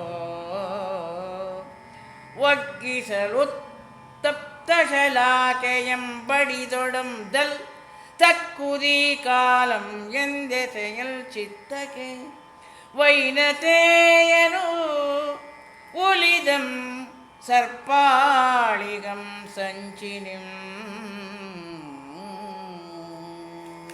ರಂಜನಿ ರಾಗದಲ್ಲಿ ಅವುಗಳ ಗೋಳಾಟ, ಅವನನ್ನು ಬೇಡ್ಕೊಳ್ಳೋದು, ಗೋಗರಿಯೋದು, ಇದೆಲ್ಲವನ್ನು ತಂದಿದ್ದಾರೆ. ರಂಜನಿ, ಹೆಸರು ರಂಜನಿ. ಅದರಲ್ಲಿ ಎಲ್ಲೋ ಒಂದು ವಿಷಾದದ ಎಳೆ ನಾವು ಅದನ್ನು ಕೇಳುವಾಗ ಮನಸ್ಸಿಗೆ ತಟ್ಟುತ್ತೆ ಅಂತ ಅನಿಸುತ್ತೆ. ಅದನ್ನು ಇಲ್ಲಿ ಸೂಕ್ತವಾಗಿ ಬಳಸಿದ್ದಾರೆ. ಅವು ಗರುಡನ್ನು ಗೋಗರಿತಾ ಇದೆಯಂತೆ, ಬಿಕ್ತಾ ಇದೆಯಂತೆ. ಅವನ ಹತ್ರಕ್ಕೆ ಹೋಗಿ, ಅವನ ಹತ್ರನೇ ಇದೆ, ಬಿಕ್ಕಿ ಅಳ್ತಾ ಇದೆ. ನೀನೇ ನಮ್ಮ ಪ್ರಾಣವನ್ನು ಕಾಪಾಡಬೇಕು, ಮಸುವಂ ಕಾವುದು, ನಮ್ಮ ಪ್ರಾಣ ಇವಾಗ ನಿನ್ನ ಕೈಲಿದೆ, ನೀನು ಪ್ರಾಣ ಭಿಕ್ಷೆಯನ್ನು ಕೊಟ್ಟರೆ ಉಂಟು, ಇಲ್ಲದೆ ಇದ್ರೆ ಇಲ್ಲ, ದಯೆ ತೋರಪ್ಪ, ದಮ್ಮಯ್ಯ, ದತ್ತಯ್ಯ ಅಂತೆಲ್ಲ ಹೇಳಿ ಅವನ್ನ ಕೇಳಿಕೊಂಡು, ಈಗ ಅವು ಇಷ್ಟು ಹೀನವಾಗಿ ದೀನವಾಗಿ ತಗ್ಗಿ ಬಗ್ಗಿ ಅವನಿಗೆ ಶರಣಾಗತಿ ಹೇಳ್ತಾರಲ್ಲ, ಹುಲ್ಲನ್ನು ಕಚ್ಚುತ್ತಾ ಬಿಳಿ ವಸ್ತ್ರವನ್ನು ಅಳ್ಳಾಡಿಸ್ತಾ ಮಂಡಿಯೂರಿ ಬಗ್ಗಿ ನಿಂತ್ಕೊಂಡು ಶರಣಾಗತಿಯನ್ನು ಬೇಡಿದಾಗ ಶತ್ರುವಿಗೂ ಕೂಡ ಕ್ಷಮೆಯನ್ನು ಕೊಡಬೇಕು ಅಂತ ನಮ್ಮ ರಾಜನೀತಿ ಶಾಸ್ತ್ರಗಳು ಹೇಳುತ್ತವೆ. ಹಾಗೆ ಈಗ ಇವು ಇಷ್ಟು ನನ್ನ ಹತ್ರಕ್ಕೆ ಬಂದಿವೆ, ಬಂದು ಬೇಡ್ಕೋತಾ ಇವೆ, ನಮ್ಮ ಪ್ರಾಣ ಕಾಪಾಡು, ನಮ್ಮ ಪ್ರಾಣ ಉಳಿಸು ಅಂತ ಹೇಳಿ. ಈಗ ಚೆನ್ನಾಗಿ ಬಿಸಿಯಾಗಿದ್ದಾಗಲೇ ಕಬ್ಬಿಣನ ಬಡಿದು ಬಗ್ಗಿಸ್ಬೇಕು, ಇಲ್ಲದೆ ಹೋದರೆ ಅದು ಬಗ್ಗೋದಿಲ್ಲ. ಇವು ಈಗ ನಾನು ಬಡಿ ಒಡಂ ದಲ್ ಅಲ್ವಾ, ಇದ್ದಲ್ಲಿ ಕೂಡ ಒಂದು ನಿಪಾತ ಹಾಗೆ ಅಲ್ವಾ. ಈಗ ಇದೇ ಸರಿಯಾದಂಥ ಕಾಲ. ನನಗೂ ನಮ್ಮ ಅಮ್ಮಂಗೂ ದಾಸ್ಯ ಬಂದಿದೆಯಲ್ಲ, ಇದನ್ನು ಹೇಗಾದ್ರೂ ಒಂದು ಯಾವುದಾದ್ರೂ ಒಂದು ಪಟ್ಟು ಹಾಕಿ ಈಗ ನಾವು ಬಿಡುಗಡೆ ಹೇಗೆ ಅನ್ನೋದನ್ನು ಮಾಡ್ಕೊಳ್ಳೋಕ್ಕೆ ಇದೇ ಸರಿಯಾದಂಥ ಕಾಲ. ನಾನು ಇದನ್ನು ಉಪಯೋಗಿಸ್ಕೊತೀನಿ. ಥ್ರೆಟ್ ಇಂಟು ಆಪರ್ಚುನಿಟಿ ಅಂತಾರಲ್ಲ, ತುಂಬ ದೊಡ್ಡವರು ಅಥವಾ ಧೀಮಂತರಾದವರು, ಅತಿ ಬುದ್ಧಿಶಾಲಿಗಳು ಅವರಿಗೆ ಒದಗಿದ ಅಪಾಯವನ್ನೇ ಅವಕಾಶವನ್ನಾಗಿ ಪರಿವರ್ತನೆ ಮಾಡ್ಕೊಳ್ತಾರೆ. ಹಾಗೆ ಇಲ್ಲಿ ಗರುಡ ಕೂಡ ಒಂದು ಸಂಚನ್ನು ಮಾಡ್ತಾ ಇದ್ದಾನೆ. ಏನು ಮಾಡ್ತಾನೆ ನೋಡಿ. ವಂಚನೆಗೈದಿರಿ ಅಂದು ಪಣದೊಳ್ ಮಮ ಮಾತೆಯ ದಾಸ್ಯ ಕಾರಣರ್ ನೀಂ ಚರಿಸಿರ್ಪ ನೀಚತೆಗೆ ಬೆಂದು ಉರಿವಂತೆ ಇದೋ ಮಾಳ್ಪೆನೋ ಆದೊಡಂ ಹೊಂಚದೆ ಪೇಳ್ಬುದು ಇಂದೆನಗೆ ತಾಯ ವಿಮುಕ್ತಿಗೆ ಸಲ್ವ ಮಾರ್ಗಮಂ ಮುಂಚಿನ ಮಾತನಾಡೆನು ಎಲೆ ಸಾಮದೊಳ್ ಒಪ್ಪುಗೆ ಒಪ್ಪುಗುಂವಲಂ ಎಂದೊಡೆ புயிலெத்துரகங்கள் ಪರುಬಿದ್ದಪೂ. ಅಭೋಗಿ ರಾಗದಲ್ಲಿ ಭೋಗಿಗಳಿಗೆ ಒಳ್ಳೆಯ ಒಂದು ಬಲವಾದ ಸಂಚಿನ ಬಲೆಯನ್ನೇ ಗರುಡ ಇಲ್ಲಿ ಹೆಣಿತಾ ಇದ್ದಾನೆ ನೋಡಿ. ಹೇಳ್ತಾ ಇದ್ದಾನೆ, ವಂಚನೆಗೈದಿರಲು ಪಣದೊಳ್ ಮಮ ಮಾತೆಯ. ಮಮ ಸಂಸ್ಕೃತದನ್ನು ಬಳಸಿದ್ದಾರೆ. ವಂಚನೆಗೈದಿರಂದು, ಅವತ್ತು ನೀವು ಮಾಡಿದ್ದೇನು? ವಂಚನೆ, ಮೋಸ, ಕಪಟ. ನಮ್ಮ ಅಮ್ಮನ್ನ ಕಪಟದಿಂದ ಮೋಸ ಮಾಡಿ, ಮೋಸದಿಂದ ಅವಳನ್ನು ಒಳ ಹಾಕ್ಕೊಂಡು ದಾಸ್ಯವನ್ನು ತಂದು ಕೊಟ್ಟರು. ನಿಜ ಹೇಳಬೇಕು ಅಂದರೆ ಅದು ಹಾಗಿಲ್ಲವೇ ಇಲ್ಲ. ಆ ಉಚ್ಚೈಶ್ರವಸ್ಸಿನ ಬಾಲ ಎಂದಿಗೂ ಕಪ್ಪಾಗಿರಲಿಲ್ಲ. ಕಪ್ಪು ಅನ್ನೋ ಥರ ಮೋಸ ಮಾಡಿ ನಮ್ಮ ಅಮ್ಮನ್ನ ನೀವು ದಾಸಿಯನ್ನಾಗೆ ಮಾಡಿಕೊಂಡಿದ್ದು. ನೀವು ಮಾಡಿದ್ದು ನೀಚವಾದಂಥ ಕೆಲಸ. ಇಂಥ ನೀಚವಾದ ಕೆಲಸಕ್ಕೆ ಏನು ಮಾಡ್ಬೋದು? ಈಗ ಶಿಕ್ಷೆ ನನ್ನ ಕೈಲಿದೆ. ನಿಮ್ಮನ್ನು ಬೆಂದು ಉರಿವಂತಿದೋ ಮಾಳ್ಪೆನ್. ಈಗ ನಾನು ಮನಸ್ಸು ಮಾಡಿದ್ರೆ ಇನ್ನೊಂದು ಚೂರು ಮೇಲಿಕ್ಕೆ ಹಾಕಿದ್ರೆ ಸಾಕು, ಆಮೇಲೆ ಚರ್ಮ ಎಲ್ಲ ಸುಟ್ಟೋಗಿದೆ, ಮುಡ್ಕೊಂಡಿರೋದು ಒಂದಿಷ್ಟು ಮಾಂಸ, ಅದು ಕೂಡ ಬೆಂದು ಏನೂ ಆಗೋದಿಲ್ಲ, ಬೀಳುತ್ತೆ ತಪ ತಪ ಅಂತ ಕೆಳಗೆ, ನನಗೇನೂ ಆಗೋದಿಲ್ಲ. ಆದರೆ ಆದೊಡಂ ಹೊಂಚದೆ ಪೇಳುವುದು. ಆದರೆ ನಾನು ಹಾಗೆ ಮಾಡಲ್ಲ. ಹಾಗೆ ಮಾಡಿದ್ರೆ ನನಗೂ ಉಪಾಯ ಸಿಗಲ್ವಲ್ಲ, ಗೊತ್ತಾಗಬೇಕಲ್ಲ. ಇವನಿಗೂ ಕೂಡ ಏನು ದಾಸ್ಯ ವಿಮುಕ್ತಿಗೆ ಏನು ಉಪಾಯ ಅಂತ ಗೊತ್ತಾಗಬೇಕು. ಅದರಿಂದ ನಾನು ಮಾಡಲ್ಲ. ಇವಾಗ ನೀವು ನನಗೆ ಯಾವುದನ್ನು ಮರೆಮಾಚಿದೆ ಹೇಳಿ, ನಮ್ಮ ಅಮ್ಮನ ವಿಮುಕ್ತಿಗೆ ಸಲ್ಲೋ ಅಂತಹ ಉಪಾಯ ಯಾವುದು, ದಾರಿ ಯಾವುದು? ಹಿಂದಿನ ಮಾತೆಲ್ಲ ಬಿಟ್ಬಿಡೋಣ. ಈಗ ನಾವು ಸಾಮದೊಳ್ ಒಪ್ಪಿಗೆ ಒಪ್ಪುಗಂ ವರಂ. ಈಗ ನಾವು ಸಾಮದಿಂದ, ಅಂದರೆ ಸಾಮ ಮಾರ್ಗವನ್ನು ನಾನು ಅನುಸರಿಸ್ತಾ ಇದ್ದೀನಿ, ಕೇಳ್ತಾ ಇದ್ದೀನಿ ನಿಮ್ಮನ್ನು ಸಮಾಧಾನದಿಂದ. ನೀವು ನನಗೆ ಆ ವಿಷಯ ಹೇಳಿಬಿಟ್ರೆ ನಿಮ್ಮನ್ನೆಲ್ಲ ಬಿಟ್ಬಿಡ್ತೀನಿ, ಈಗ ಹೋದರೆ ನೀವೆಲ್ಲ ಬೆಂದು ಉರಿದು ಸೀದು ಹೋಗ್ತೀರಿ ಅಂತ ಹೇಳಿ ಹೇಳ್ತಾ ಇದ್ದಾನೆ. ನೋಡಿ, ಶಠಸ್ಯ ಪ್ರತಿಶಾಠ್ಯಂ ಅಂತ ಹೇಳ್ಬಿಟ್ಟು, ಯಾರು ಶಠರೋ ಅವರಿಗೆ ಪ್ರತಿಶಾಠ್ಯವನ್ನು ಆಚರಿಸಬೇಕು ಅಂತ ಹೇಳ್ಬಿಟ್ಟು ಅಲ್ವಾ. ಯಾವದ್ ಯಕ್ಷ ತಾವದ್ ಬಲಿಹಿ ಅಂತ ಹೇಳ್ತಾರೆ. ಯಾವ್ಯಾವ ರೀತಿಯ ದೇವರೋ ಅವ್ರಿಗೆ ಆಯಾ ರೀತಿಯ ಬಲಿ ಹಾಕ್ತಾರೆ. ಎಲ್ರಿಗೂ ಒಂದೇ ಥರ ಸಕ್ಕರೆ ಪೊಂಗಲು ಎಲ್ಲರಿಗೂ ಆಗೋದಿಲ್ಲ, ಪೊಂಗಲ್ ನೈವೇದ್ಯ ಆಗೋದಿಲ್ಲ, ಕೆಲವರಿಗೆ ಕುರಿ ಕೋಳಿನೇ ಕಡಿಬೇಕು. ಆ ರೀತಿಯಾಗಿ ಇಲ್ಲಿ ಗರುಡ ಆ ಒಂದು ಉಪಾಯವನ್ನು ಮಾಡ್ತಾ ಇದ್ದಾನೆ. ಮೂಲದಲ್ಲಿ ಅದು ಬೇರೆ ಥರ ಬರುತ್ತೆ, ಆದರೆ ಇವರು ಬಳಸ್ಕೊಂಡಿರೋ ರೀತಿ ಬಹಳ ಚೆನ್ನಾಗಿದೆ. ಇವತ್ತಿನ ನಮ್ಮ ರಾಷ್ಟ್ರದ ರಾಜಕಾರಣಕ್ಕೂ ಕೂಡ ಉದ್ಬೋಧಕವಾದ ರೀತಿಯಲ್ಲಿ ಇವರು ಇದನ್ನು ಮಾರ್ಪಾಡು ಮಾಡ್ಕೊಂಡಿದ್ದಾರೆ ಅಂತ ಹೇಳ್ಬೋದು. ಅಲ್ಲಿ ಇಲ್ಲ, ಅಲ್ಲಿ ಬರೀ ಹೋಗಿ ಹಾವುಗಳನ್ನು ಏನೋ ಕೇಳ್ಕೊಳ್ತಾರೆ. ಕೇಳ್ಕೊಂಡಾಗ ಕದ್ರು, ಓಹೋ ನಮಗೂ ಒಳ್ಳೇದೇ ಆಗುತ್ತೆ, ಅಮೃತ ತಂದ್ಬಿಟ್ರೆ ಅಂತ ಹೇಳಿ ಅವಳು ತನ್ನ ಸ್ವಾರ್ಥವನ್ನೇ ಮುಂದೆ ಮಾಡಿಕೊಂಡು ಗರುಡನ್ನ ಕಳಿಸ್ತಾಳೆ ಅಂತ ಬರುತ್ತೆ. ಇಲ್ಲಿ ಗರುಡ ಹೀಗೆ ಮಾಡಿದ್ದು, ಇಲ್ಲೂ ಕೊನೆ ಹಾಗೆ ಬರುತ್ತೆ. ಆದರೆ ಗರುಡ ಮಾಡಿದ ರೀತಿ, ಅವರನ್ನು ಮಣಿಸಿ, ಅವರನ್ನು ಹಣಿದು, ಅವರೇ ಮಂಡಿ ಊರಿ ಒಪ್ಕೋಬೇಕಾಯ್ತು. ಆ ರೀತಿಯಾಗಿ ಮಾಡಿದ ಹಾಗೆ ಕೆಲವೊಮ್ಮೆ ಮಾಡಬೇಕಾಗತ್ತೆ. ಮಾಡಿದಾಗಲೇ ನಿಜವಾದಂತಹ ದುಷ್ಟರಿಗೆ, ವಂಚಕರಿಗೆ, ದ್ರೋಹಿಗಳಿಗೆ ಬುದ್ಧಿ ಬರೋದು ಅಂತ ಅನಿಸುತ್ತೆ. ಭಾಳ ಸುಂದರವಾಗಿ ಮಾಡಿದ್ದಾರೆ. ಈಗ ಎಂದೊಡೆ ಹುಯಿಲೆದ್ದು ಉರಗಂಗಳ್ ಪಲುಗಿರ್ದಪವು. ಇವನು ಹಾಗೆ ಹೇಳ್ತಿದ್ದಾಗೆ ಹುಯಿಲೋ ಹುಯಿಲು, ಅಯ್ಯೋ ಅಯ್ಯೋ ಏನು ಮಾಡೋದು, ಇತ್ತ ಪುಲಿ ಅತ್ತ ಗರಿ ಅನ್ನೋ ಥರ ಆಗಿದೆ ನಮ್ಮ ಸ್ಥಿತಿ, ನಾವು ಬೇಕು ಅಂತ ಮಾಡಿದ್ವಾ ನೋಡು ಅಂತ ಹೇಳ್ತಾ ಇದೆ. ಒಪ್ಪಿದೆವು ಅಣ್ಣ ನಿನ್ನ ಎಣಿಕೆಗೆ, ಆಮ್ದಿಟಂ ಆದೊಡಂ ಎಮ್ಮದಲ್ಲಂ ಆ ತಪ್ಪು, ತುರಂಗ ಪುಚ್ಛಕ್ಕೆ ಅಡರುವಂತೆ ಯಮಗೆ ಆಣತಿ ಇತ್ತಳು ಎಮ್ಮ ತಾಯ್, ತಪ್ಪು ಇದು ಮಾಡೆವು ಎಂದೊಡೆಗೆ. ಭವಿಷ್ಯದ ಅದಾವುದೋ ಯಾಗದ ಅಗ್ನಿಗಂ ತಪ್ಪದೆ ಬೀಳ್ದು ಸಾವುಗಳಿರೆ ಎನ್ನುತ್ತೆ ಭಯಂಕರ ಶಾಪವಿತ್ತಳೆ ಅಣ್ಣ. ಒಪ್ಪಿದೆವು ನಿನ್ನ ಎಣಿಕೆಗೆ ಆವು.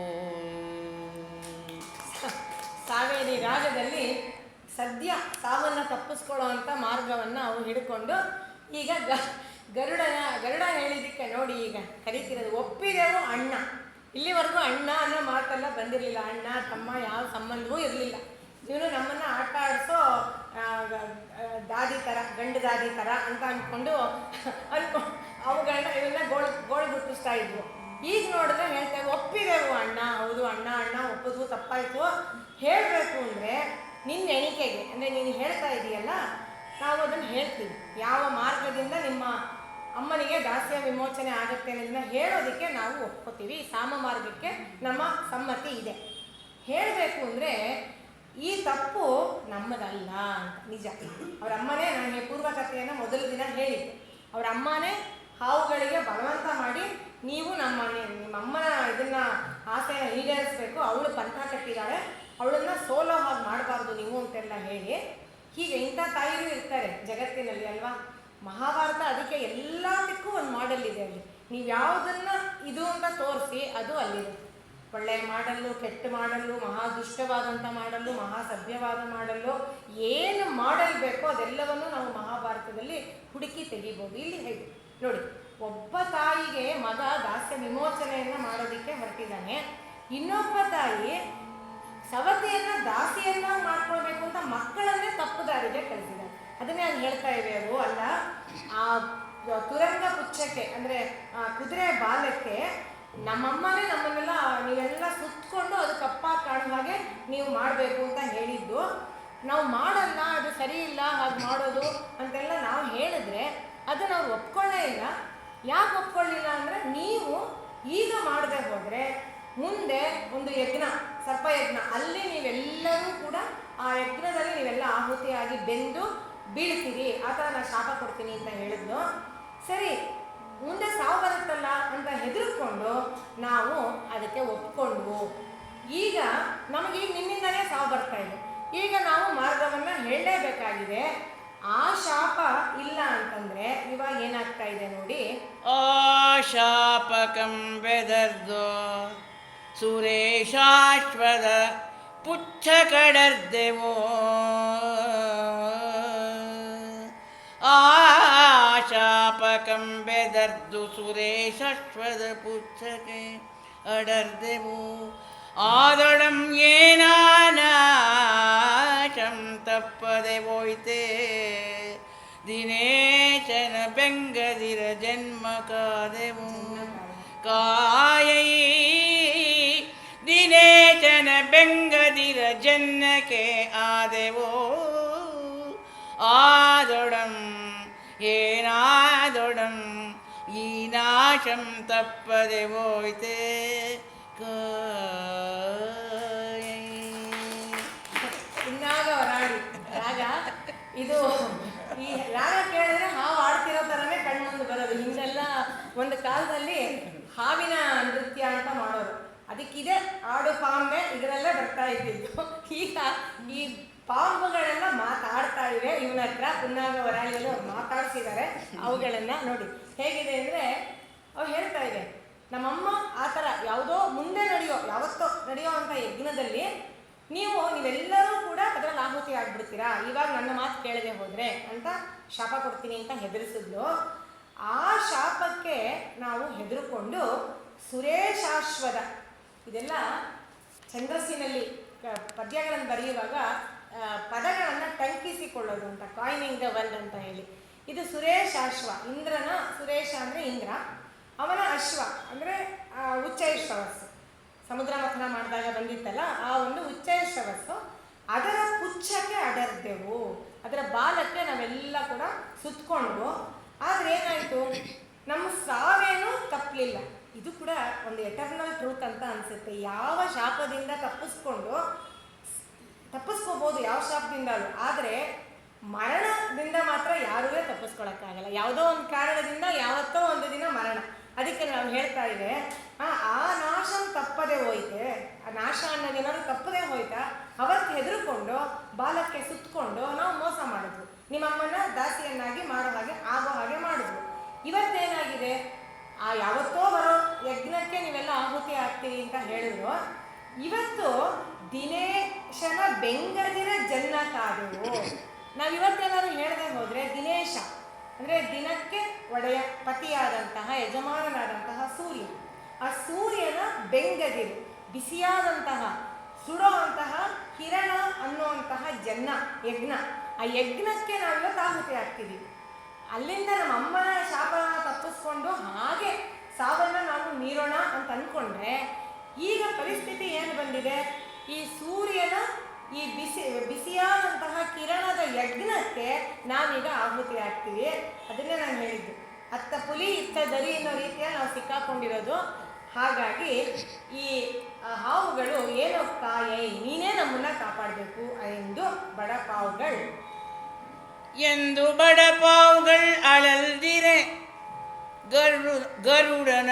ಗರುಡನು ಅನಿತೆ ಕೆಳಗಿಳಿದು ಸರಿ ನಂಬುವೆಂ ನೀ ಅಂದುದಂ ಮುಂದಣದ ಮಾತೇನು ಏಂಗೈದಣ ಎಮ್ಮ ವಿಮುಕ್ತಿಯಾದ ಪುದುಯನೆ ಕೊಂಚಂ ಆನೇಸರ ಉರಿ ತಣಿದಿದ್ದೋ ತಣಿದ ಮನದಿಂದ ಉರಗಂಗಳ್ ಒರೆದ ಪೂ. ಹೀಗೆಲ್ಲ ಬಡಪಾವುಗಳು, ಬಡಪಾಯಿ ಹಾವುಗಳು, ನಿಜವಾದ ಪಾಪ ಬಡಕಲಾಗಿರ್ಬೋದು, ಚರ್ಮ ಗಿರ್ಮ ಎಲ್ಲ ಸುಟ್ಟೋಗಿದೆಯಲ್ಲ, ಹೇಗೇಗೋ ಕರೆಕ್ಟ್ಕೊಂಡು ಪಾಪ ಸೋತ್ತು ಹೋಗಿವೆ ಅವು ಈ ಥರ ಅಳಲ್ತಾ ಇರಬೇಕಾದ್ರೆ, ಅಂದರೆ ಅಳಲ್ದಿರೆ ಅಳಲ್ತಾ ಬಳಲಿ ಮಾತುಗಳನ್ನು ಆಡ್ತಾ ಇರಬೇಕಾದ್ರೆ ತಗ್ಗಿ ಗರುಡ ಈಗ ಅನಿತೆ ಕೆಳಗಿಳಿದು, ಅಂದರೆ ಸ್ವಲ್ಪ ಆ ಸೂರ್ಯನ ಹತ್ತಿರ ಹೋಗಿದ್ನಲ್ಲ, ಅವುಗಳಿಗೊಂದಿಷ್ಟು ಶಾಕ್ ಟ್ರೀಟ್ಮೆಂಟ್ ಕೊಡೋಣ ಅಂತ ಅಲ್ಲಿ ಒಂಚೂರು ಕೆಳಗಿಳಿದಿದ್ದಾನೆ. ಅವುಗಳಿಗೊಂಚೂರು ಪಾಪ ಶಾಖ ತಟ್ಟದೇ ಇರಲಿ ಅಂತ ಹೇಳ್ತಾ ಇದ್ದಾನೆ. ಸರಿ, ನೀವು ಹೇಳೋದನ್ನು ನಾನು ನಂಬ್ತೀನಿ, ಅದು ನೀವು ಪಾಪ ನೀವಾಗ ಮಾಡಲಿಲ್ಲ, ನಿಮ್ಮ ಅಮ್ಮನಿಗೋಸ್ಕರ ಮಾಡಿದ್ರಿ, ಇದೆಲ್ಲ ಒಪ್ಕೋತೀನಿ. ಮುಂದೆಣದ ಮಾತೇನು, ಮುಂದೇನು ಏನು ಮಾಡಿದ್ರೆ ನಮ್ಮ ವಿಮುಕ್ತಿ ಆಗುತ್ತೆ, ಈ ದಾಸ್ಯದಿಂದ ಬಿಡಿಗೆ ಆಗುತ್ತೆ ಅಂತ ಹೇಳಿದಾಗ ಈಗೇನಾಗಿದೆ, ನಾನು ಆಗಲೇ ಹೇಳಿದ್ನಲ್ಲ, ಆ ನೇಸರಿನ ಉರಿ, ಸೂರ್ಯನ ತಾಪ ಸ್ವಲ್ಪ ಕಡಿಮೆ ಆಗಿದೆ. ಈಗ ಅವುಗಳ ಮನಸ್ಸು ಒಂದು ಸ್ವಲ್ಪ ಆರಿದೆ.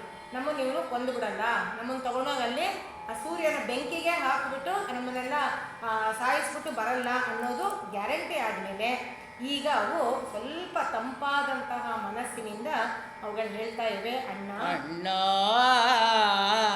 ನಿಮ್ಮ ದಾಸ್ಯ ವಿಮೋಚನೆ ದಿಟದಿಂದಂ ಅಪ್ಪುದೈ ಆದೊಳೆ ಅದೆಂತೆಂದು ಎಮ್ಮೆಮ್ಮೊಳೆ ವಿಚಿಂತಿಸಿ ಪೇಳ್ದಪೆವು ಎಂದು ಭಾಷೆಯೀಯೇ ಮತ್ತನಿತು ಕೆಳಗಿಳಿದು ಸುಪರ್ಣಂ ಸರಿ ಅಂತಪ್ಪೊಡೆ ಈಗಳ್ ಮಲಯ ದ್ವೀಪಮಂ ಸಾರೊಡೆ ಇದು ನಿಧಾನಂ ಅಕ್ಕುಂ ಮಿಗೆ ವರ್ಧಿಪುದೆನ್ನಗತಿ ಮಗುಳೆತ್ತರದ ವಲಯದೊಳ್ ಎಚ್ಚರಂ ಎಂದುಲಿಯೇ.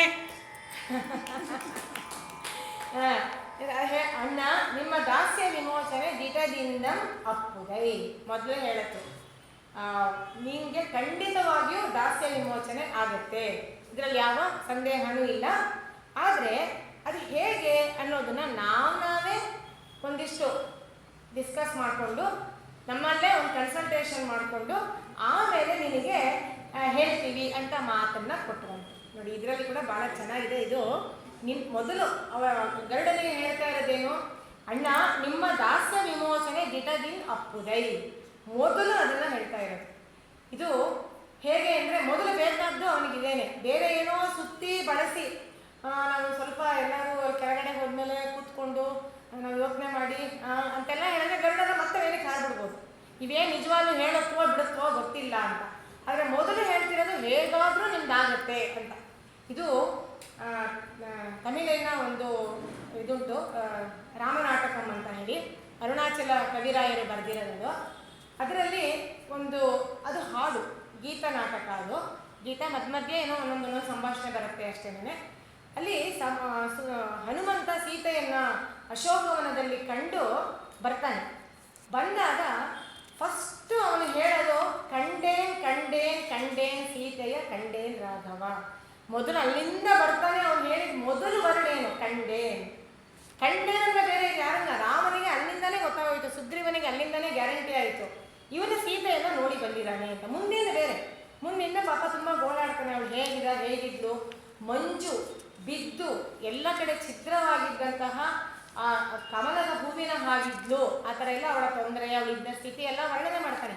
ಆದರೆ ನೋಡಿದ ವಿಷಯವನ್ನು ಮೊದಲು ಹೇಳೋದು ಕಂಡೇನ್ ಕಂಡೇನ್ ಕಂಡೇನ್ ಸೀತೆಯೇ ಅಂತ ಹೇಳಿ. ಹಾಗೆ ನೋಡಿ, ಇದರಲ್ಲೂ ಕೂಡ ಭಾಳ ಚೆನ್ನಾಗಿದೆ. ಇದನ್ನು ನೋಡಿದಾಗ ನಂಗೆ ಅದರ ಒಂದು ಇದು ಕಾಣಿಸ್ತು, ಹೋಲಿಕೆ ಕಾಣಿಸ್ತು. ವಿಮೋಚನೆ ದಿಟದಿಂದ ಅಪ್ಪುದೈ, ನಿಮಗೆ ಖಂಡಿತವಾಗ್ಲೂ ಆಗುತ್ತೆ. ಅಲ್ಲಿಗೆ ಏನಾಯಿತು, ಏನೋ ಒಂದು ಹೇಳ್ತಾರೆ ಇದು ಮಾರ್ಗ ಅಂತ ಆಯಿತು. ಮುಂದೆ ನಾವು ಹೇಳ್ತೀವಿ ಅಂತಿದ್ದ ಹಾಗೇನೆ, ಅವು ಭಾಷೆ ಕೊಡ್ತಿದ್ದ ಹಾಗೇನೆ ಗರುಡ ಇನ್ನೊಂಚೂರು ಕೆಳಕ್ಕೆ ಇಳಿತಾರಂತೆ. ಅಲ್ಲಿಗೆ ಸೂರ್ಯನ ಶಾಖ ಇನ್ನೂ ಕಡಿಮೆ ಆಯಿತು. ಸರಿ, ಹಾಗಿದ್ರೆ ನಾವೀಗ ಮಲಯ ದ್ವೀಪಕ್ಕೆ ಹೋಗೋಣ. ಹೋಗಬೇಕು ಅಂದರೆ ಈಗ ನಾನು ಹೋಗ್ತಿರೋ ಸ್ಪೀಡ್ ಇದೆಯಲ್ಲ, ಇದು ತುಂಬ ಕಡಿಮೆ. ಈ ಸ್ಪೀಡಲ್ಲಿ ಹೋದರೆ ಇವತ್ತೆಲ್ಲ ಹೋದ್ರೂ ಮಲಯ ದ್ವೀಪನ ನಾವು ಸೇರೋದಕ್ಕಾಗೋದಿಲ್ಲ. ಈಗ ಇನ್ನೂ ಜಾಸ್ತಿ ನಾನು ನನ್ನ ಸ್ಪೀಡನ್ನು ಜಾಸ್ತಿ ಮಾಡ್ಕೊಳ್ತೀನಿ.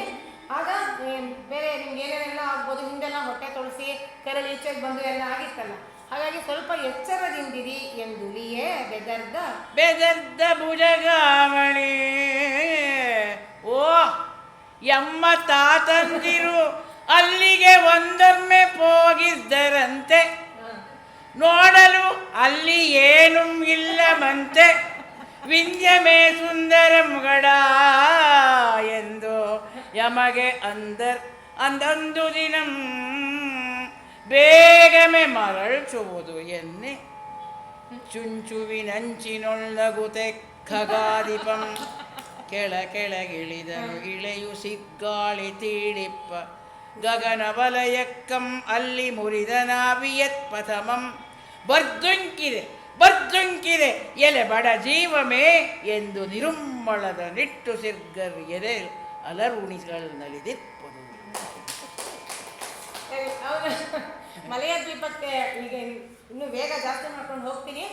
ನೀವೆಲ್ಲ ಬಿ ಕೇರ್ಫುಲ್ ಅಂತ ಹೇಳಿ ಚೆನ್ನಾಗಿ ಸೀಟ್ ಬೆಲ್ಟ್ ಎಲ್ಲ ಹಾಕೊಳ್ಳಿ ಅಂತೆಲ್ಲ ನಮಗೆ ವಿಮಾನದಲ್ಲಿ ಹೋಗುವಾಗ ಇನ್ಸ್ಟ್ರಕ್ಷನ್ಸ್ ಕೊಡ್ತಾರಲ್ಲ, ಮೇಲೆ ಮಾಸ್ಕ್ ಇರುತ್ತೆ, ಅದು ಕೆಳಗೆ ಬರುತ್ತೆ, ಮೂಗಿಟ್ಕೊಳ್ಳಿ ಅಂತ. ಹಾಗೆ ಗರುಡ ಹಾವುಗಳಿಗೆಲ್ಲ ಹೇಳಿದ್ದಾನೆ. ಹೇಳಿದಾಗ ನೋಡಿ, ಅವಕ್ಕೀಗ ಎಲ್ಲಿಗೂ ಹೋಗೋದು ಬೇಡ, ಸಾಕಾಗೋಗಿದೆ. ಇದೆಲ್ಲ ಇಲ್ಲಿ ಸುಡಿಸ್ಕೊಂಡು ಸೀಸ್ಕೊಂಡು ಚುಚ್ಚಿಸ್ಕೊಂಡು ಎಲ್ಲ ಸಾಕಾಗಿ ಹೇಗಾದರೂ ಊರಿಗೆ ಹೋದರೆ ಸಾಕು ಅನ್ನೋ ಥರದಲ್ಲಿ ಆಗಿದೆ ಅವಕ್ಕೆ. ವಿಮಾನದಲ್ಲಿ ಹೋಗೋರನ್ನ ಇದನ್ನು ಮಾಡ್ತಾರಲ್ಲ, ಅಲ್ಲೇ ಯಾರು ಈ ಟೆರರಿಸ್ಟ್ ಬಂದು ಅವನ್ನ ಹಾಸ್ಟೇಜಸ್ ಆಗಿ ಮಾಡ್ಕೊಂಡ್ಬಿಡ್ತಾರಲ್ಲ, ಆ ಥರ ಆಗ್ಬಿಟ್ಟಿವೆ ಇವಕ್ಕೆ. ಸದ್ಯ ಮನೆಗೆ ಹೋದರೆ ಸಾಕು ಅಂತ ಅವು ಏನು ಹೇಳ್ತಾ ಇವೆ, ಅಯ್ಯೋ ಬಿಡೋ, ಈ ಮಲಯ ದ್ವೀಪಕ್ಕೆಲ್ಲ ನೀವು ಕರ್ಕೊಂಡು ಹೋಗ್ಬೇಕು ಅಂತ ನಮ್ಮ ಅಮ್ಮ ಹೇಳಿದ್ದಿದ್ದು, ನಾವು ಆಸೆ ಪಟ್ಟಿದ್ದು. ಹಿಂದೆ ನಮ್ಮ ತಾತಂದರು ಮುತ್ತಾತಂದರು ಎಲ್ಲ ಹೋಗಿದ್ರಂತೆ, ಹೋದವ್ರು ನೋಡಿ ಬಂದಿದ್ದಾರೆ, ಅಲ್ಲಿ ಏನೂ ಇಲ್ವಂತೆ, ಸುಮ್ಮನೆ ಹೆಸರು ಅಷ್ಟೇನೆ. ಅದಕ್ಕೆ ದೊಡ್ಡ ಹೆಸರು ಬಂದಿದೆ, ಅಲ್ಲಿ ಏನೂ ಇಲ್ವಂತೆ. ಅವರು ಹಾಗಂತ ಒಂದಿನ ನಮಗೆ ಹೇಳಿದ್ರು, ಈ ವಿಂಧ್ಯವೇ ಸುಂದರಂ ಗಡ ಎಂದರು. ಕಂಪೇರ್ ಮಾಡಿದ್ದಾರೆ, ಅಲ್ಲಿ ಹೋಗಿ ನೋಡ್ಕೊಂಡು ಬಂದಿದ್ದಾರೆ, ಏನೂ ಇಲ್ಲ. ಈ ವಿಂಧ್ಯ ಪರ್ವತದ ಅರಣ್ಯ ಎಲ್ಲಿ ನಾವಿದ್ದೀವೋ ಅದೇ ಬಹಳ ಚೆನ್ನಾಗಿದೆ ಅಂತ ಎಲ್ಲ ನಮ್ಗೆ ಹೇಳಿದ್ರು ಅವರು. ಹಾಗಾಗಿ ಇವಾಗ ಏನು ಹೋಗೋದೇನು ಬೇಡ, ನಾವಲ್ಲಿ ಬೇಗನೆ ನಮ್ಮನ್ನು ಕರ್ಕೊಂಡು ಹೋಗ್ಬಿಡು ಅಂತ ಹೇಳ್ತಿದ್ದಾಗೇ ಗರುಡ ನಕ್ಕನಂತೆ. ಹೇಗೆ ನಕ್ಕ, ಚೆಂಚುವಿನ ಅಂಚಿನೊಳ್ಳಗುದೆ ಕೊಕ್ಕಿನ ತುದಿಯಲ್ಲಿ ನಕ್ಕನಂತೆ. ಏನು ಕಲ್ಪನೆ, ಭಾಳ ಚೆನ್ನಾಗಿದೆ. ಖಗಾದಿಪಂ ಕೆಳಗೆ ಇಳಿದನು, ಕೆಳಗೆ ಇಳಿತಾನೆ. ಈಗ ಅವನು ಭೂಮಿಯ ಪ್ರಾಣವಾಯು ಸಂಚಾರ ಇರುವಂತಹ ಎತ್ತರಕ್ಕೆ ಬರ್ತಾ ಇದ್ದಾಗೇ ಉಸಿರುಗಾಳಿ ತೀಡಿ ಆ ಪ್ರಾಣವಾಯು ಆಕ್ಸಿಜನ್ ಇರುವಂತಹ ನಾವು ಎಳ್ಕೊಳ್ಳಬಲ್ಲ ಉಸಿರಾಟಕ್ಕೆ ಬೇಕಾದಂತಹ ಆ ಗಾಳಿ ಬಂದಾಗ ಇಲ್ಲಿ ಅವನಲ್ಲಿ ತನ್ನ ಮಾರ್ಗವನ್ನು ಬದಲಿಸ್ತಾ ಇದ್ದಾಗೆ ಇವಕ್ಕೆ ಖುಷಿ ಆಯಿತು. ಅಂದರೆ ವಿಂಧ್ಯ ಪರ್ವತಕ್ಕೆ ವಾಪಸ್ ಬರ್ತಾನೆ ಅಂತ ಗೊತ್ತಾಗ್ತಿದ್ದಾಗೇ ಅವೆಲ್ಲ ಬರ್ದುಂಕಿದಲೇ ಬಡಜೀವಮೆ, ಅಪ್ಪ ಬದುಕದಿಯ ಬಡಜೀವಮೆ ಅಂತ ಹೇಳಿ ನಿಟ್ಟುಸಿರು ಬಿಟ್ಟು ಅವೆಲ್ಲ ಕೂಡ ನಲಿತಾ ಇದ್ವಂತೆ. ಬಂದು ಈಗ ಗಂಟ ಸರಿ ಹೋಗಲ್ಲ ಅಲ್ಲ, ಇದೊಂದು ಪದ್ಯ ಹೇಳಿ ಒಂದೇನಾ, ಅಲ್ಲಿ ಸರಿ ಹೋಗುತ್ತೆ. ಕೆಳಗೆ ಇಳಿದಿದೆ ಅವೀಗ ನೋಡಿ ಕದ್ರುವಿನ ಜೊತೆ ಅಮ್ಮನ ಜೊತೆ ಮಾತಾಡ್ತಾ ಇದೆ. ನೆಲೆಗೈ ತಂದು ಉರಗಂಗಳಬ್ಬೆಗೆ ಬೂಸುರಲ್ ಪುತ್ರರ್ಕಳ್ ಆಸಂದುದೀ ಕೆಲಸಂ ತಕ್ಕುದೆನುತ್ತೆ ಕದ್ರು ಅವರ್ಗಂ ಸೂಚಿಪ್ಪಳ್ ಇಂತೆಂದು ಪೆರ್ಗಲಿಯಾಖೇಚರನ್ ಎಮ್ಮುಳ್ ಇಬ್ಬಗೆಯದಂದಂ ಪೋಗಿ ದೇವರ್ಕಳಂ ಗೆಳಿದು ಅಲ್ಲಿಂದೆ ಸುಧಾಕರಂಡ ವೆಮಗಂ ತಂದೀವ ಮಾತಾಗಲೈ. ಶಂಕರಾಭರಣ ಈಗ ಸಂಧಿಗೆ ಒಪ್ಕೊಂಡಿದಾರಲ್ವ, ಈ ದಾಸ್ಯ ವಿಮುಕ್ತಿಗೆ ಒಂದು ಸಾಮ ಮಾರ್ಗವನ್ನು ಒಡಂಬಟ್ಟಿರೋದ್ರಿಂದ ಶಂಕರಾಭರಣ ಸಮಾಧಾನದ ಒಂದು ರಾಗ ಇದು. ಅವೆಲ್ಲ ಅಲ್ಲಿಗೆ ಬಂದು ವಿಂಧ್ಯ ಪರ್ವತದ ತಮ್ಮ ನೆಲೆಗೆ ಬಂದು ಅಮ್ಮನ ಹತ್ರ ಇದೆಲ್ಲ ಕಥೆ ಎಲ್ಲ ಹೇಳಿದ್ರು. ಹೀಗೆಲ್ಲ ಆಯಿತು ಅಂತ ಹೇಳ್ತಾ ಇದ್ದಾಗೆ ಅವಳು ಹೇಳ್ತಾಳೆ, ನೋಡು ಈ ಥರ ನಮ್ಮನ್ನು ಅವನು ಜೀವದ ಜೊತೆ ಬಿಟ್ಟಿದ್ದೇನೆ, ಅವರ ದಾಸ್ಯ ವಿಮೋಚನೆಗೆ ನಾವು ಯಾವುದಾದ್ರೂ ಒಂದು ಉಪಾಯ, ಒಂದು ಮಾರ್ಗ, ಒಂದು ದಾರಿಯನ್ನು ಅವ್ರಿಗೆ ಹೇಳಬೇಕು. ಅದು ಹೇಳಿ ಅವರನ್ನು ವಿಮುಕ್ತಿ ಮಾಡಬೇಕು ದಾಸ್ಯದಿಂದ ಅಂತ ಹೇಳಿದಾಗ ಒಳ್ಳೆಯದಾಯಿತು, ನೀವು ಒಪ್ಕೊಂಡು ಬಂದಿದ್ದು ತುಂಬ ಒಳ್ಳೆಯದಾಯಿತು. ನೋಡಿ ಅವನು ಗರುಡ ಇದ್ದಾನಲ್ಲ ಖೇಚರ, ಅವನು ಪೆರ್ಗಲಿ ಮಹಾವೀರ ಮಹಾಬಲಶಾಲಿ. ಅವನು ನಮಗೆ ಮೋಸ ಮಾಡದೇ ಇರೋ ಥರದಲ್ಲಿ ಇಬ್ಬಗೆ ಎಂದದಿಂ ಅಂದರೆ ಇಬ್ಬಗೆ ಮಾಡೋದು ಅಂದರೆ ಮೋಸ ಮಾಡೋದು, ಇಲ್ಲೊಂದು ಹೇಳೋದು ಮಾಡೋದೊಂದು, ಹಾಗೆ ಮಾಡ್ದೇನೆ ಅಲ್ಲಿ ದೇವಲೋಕಕ್ಕೆ ಹೋಗಿ ದೇವಲೋಕದಲ್ಲಿ ಬಹಳ ಕಾಪಿಟ್ಟುಕೊಂಡಿರುವಂತಹ ಅಂದರೆ ತುಂಬ ಬಲವಾದ ರಕ್ಷಣೆಯಲ್ಲಿ ಇರುವಂತಹ ಆ ಅಮೃತ, ಇವೆಲ್ಲ ಸಮುದ್ರ ಮಥನ ಆದ ತರುಣದಲ್ಲಿ ನಡೆದ ಕಥೆಗಳು ತಾನೆ. ಸಮುದ್ರ ಮಥನ ನಡೆದಿದ್ದೇನೆ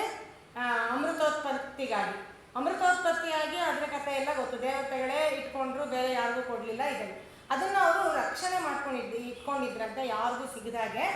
ಅದನ್ನು ಆ ಸುಧಾ ಕರಂಡವನ್ನು ಅಮೃತದ ಕಳಶವನ್ನು ನಮಗೆ ತಂದು ಕೊಡೋ ಅಂತಹ ಒಂದು ಒಪ್ಪಂದವನ್ನು ಅವನ ಜೊತೆ ಮಾಡ್ಕೊಳ್ಳೋಣ.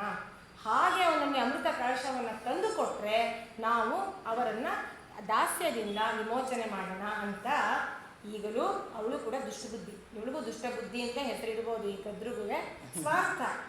ಸ್ವಾರ್ಥ ಯಾರನ್ನ ಬಿಡುತ್ತೋ ಅಲ್ವಾ, ಯಾರಿಗಾದ್ರೂ ಜೀವದ ಮೇಲೆ ಆಸೆ, ಅಮೃತವನ್ನು ಯಾರು ಪ್ರಾಶನ ಮಾಡ್ತಾರೋ, ಅಮೃತವನ್ನು ಯಾರು ಕುಡಿತಾರೋ ಅವರಿಗೆ ಜರ ಮರಣ ಯಾವುದೂ ಇಲ್ಲ ಅಂತ. ಅದೇ ಬೇಕಾಗಿರೋದು. ಎಲ್ಲ ಮನುಷ್ಯ ವರ್ಗದ ಎಲ್ಲ ಪ್ರಯತ್ನವೂ ಅದಕ್ಕೆ, ಅದನ್ನು ಮೀರೋದಕ್ಕೆ ಪ್ರಯತ್ನ ಮಾಡೋದು. ದೇವತೆಗಳು ಅದನ್ನೇ ಮಾಡಿದ್ದಾರೆ. ಇವಳು ಹಾಗೆ ಹೇಳಿದಾಗ ಆ ಥರ ಒಂದು ನಾವು ಒಪ್ಪಂದ ಮಾಡ್ಕೊಳ್ಳೋಣ ಅಂತ ಹೇಳಿದ್ದಾರೆ. ಮುಂದೆ ಒಪ್ಪಂದ ಹೇಗೆ ಮಾಡ್ಕೊಳ್ತಾರೆ, ಹೇಗೆ ಅವನು ಗರುಡ ಹೋಗಿ ಅಮೃತ ಕರಂಡವನ್ನು